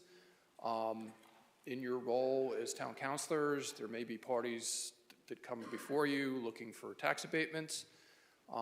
You should consider all aspects of those. I used an example a couple nights ago of 75 Connecticut Boulevard. I don't have the math right in front of me, but I'll just take a theoretical one. If a new commercial or industrial development is going to result in $500,000 of new tax income, but its impact is such that you lose 30 empty nesters, okay? These are people whose kids have graduated, or perhaps they're not in the school system yet. They're not worried about Jane in middle school, moving away from her best friend. They're not worried about Junior finishing high school. These are empty nesters. If you lose large blocks of your empty nesters, the realtor that called my wife a month ago said there were 209 families waiting to get into South Windsor, okay? If 30 houses that are 3 and 4 bedroom homes fill up again with young families, I don't know, a third story on some of these schools. It's not outside the realm of possibility based on what bunches of people have told me privately, and also our observations of Judy Lane right after 75 CT Boulevard, got approved. Boom, boom, boom, boom, 4 houses in a row. Okay, that's it, thanks. Thank you. Anyone else would like to come forward at this time? Mr. Odell.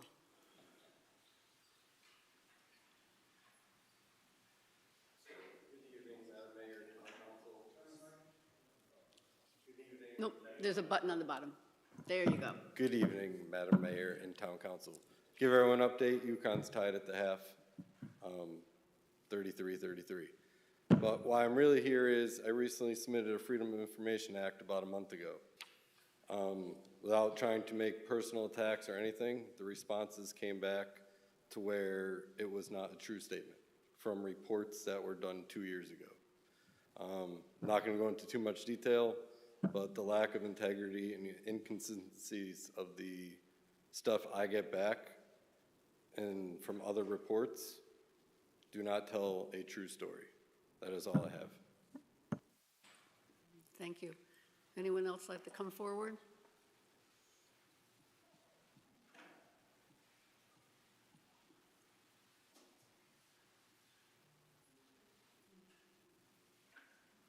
Mr. Cordero. Good evening.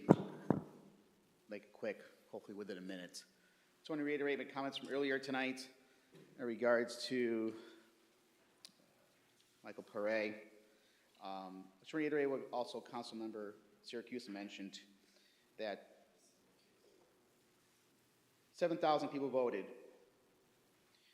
The Democrat Party feels that they only have one candidate that's viable, according to them. But there are thousands of Democrats here in South Windsor, thousands, along with thousands of Republicans. Councilor, Deputy Mayor Matt Syracuse is an example of somebody who's new, didn't have any experience, but yet he's filling the seat of Jamie Gamble. Another example, Stephen King. All I say is the rhetoric that was presented to social media about the Republicans on this council, or just Republicans in general, the attack. They have a right, it's free speech. I, in turn, have no comment. They can go ahead and say whatever they want. But you folks shouldn't be intimidated. You go by what you vote, how you feel. And if the vote continues to be no, it's a no, which means somebody else's name should be presented. Problem with the charter, it just says vacancies in elective office, including the Board of Ed, for whatever cause arises, shall be filled by the council, which is you folks. In filling any vacancy, the town council shall select a person of the same political party, which is what you folks are trying to do. You voted no. Twice. 4 times, actually. So, as somebody who's new to this, and many other citizens who watch this, look at it and say, this is why I've become disenchanted with politics. If the answer is no, then it's no. You go present another name to vote on.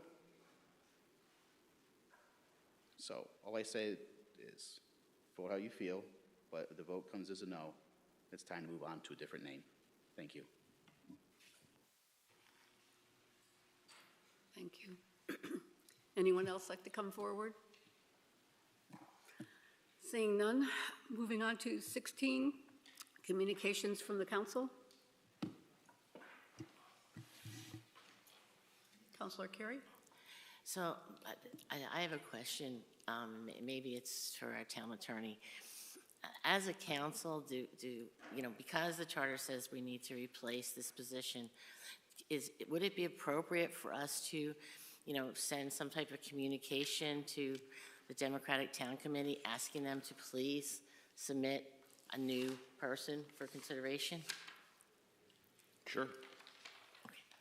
So if that's the case, then I would like to recommend that we submit a communication to the Democratic Town Committee asking them to please submit a new name so that we can fill this council.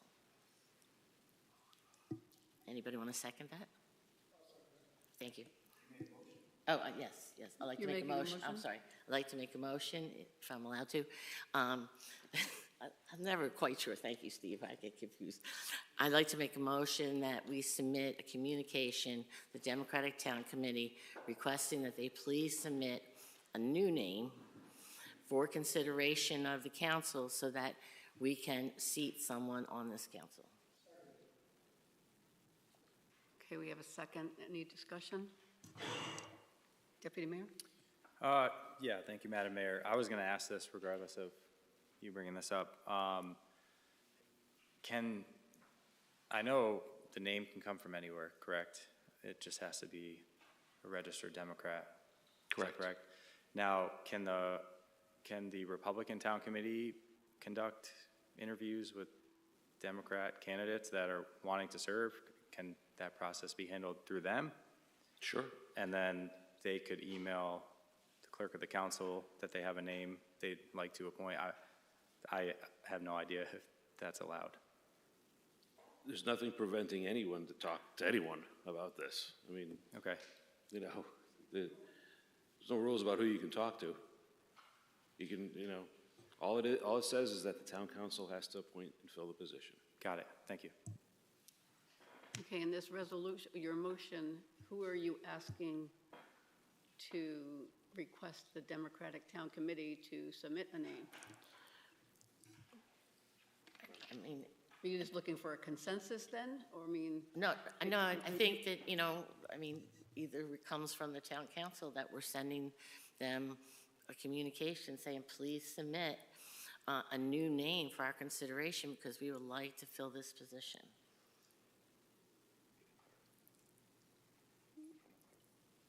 Yeah, I believe, if I may, I believe she's suggesting that the clerk sends a note to the Democratic Town Committee from the town council on the letterhead to say, please submit another candidate. Councilman King, I don't know what I can do and can't sometimes, so if you. No, you can, you can do that. I'm voting affirmative. You can send a letter, so whatever the committee decides to do with that letter is on the committee. Right. So that's where that lands, because that is what the charter says, that you do have that right to do that. I would suggest, though, that is a very slippery slope, because, well, for obvious reasons, because next thing you know, whenever somebody doesn't agree, then we can, to Deputy Mayor Siracusa's question, I think you have the potential to put, well, I'm sorry, I digress. The answer to your question is yes. You can send a letter to the DTC, send it to the chair. What the chair decides to do with it when they caucus, completely up to them. My apologies. Thank you. Deputy Mayor? Yeah, I know when I first went to an RTC meeting, oh my goodness, there was a letter sent to the RTC from the DTC for, I believe it was maybe the Arts Commission. They found somebody and they filled that seat for us. So I know it does happen. I'm unaware of the process, so thanks for the clarification. Okay, we have more discussion. Councilor Lewis? Well, this is time for communication, so sure. Thank you, Madam Mayor. I just want the public to know that in our heart's intent, we have an urgent desire to fill this position, and we want it to be filled with a Democrat. We welcome the differing viewpoint. I have a great deal of respect for many of the Democrats in town. I was married to one for 38 years, so there is a sense of urgency. We want it filled. We just want it filled appropriately and with a different person, obviously.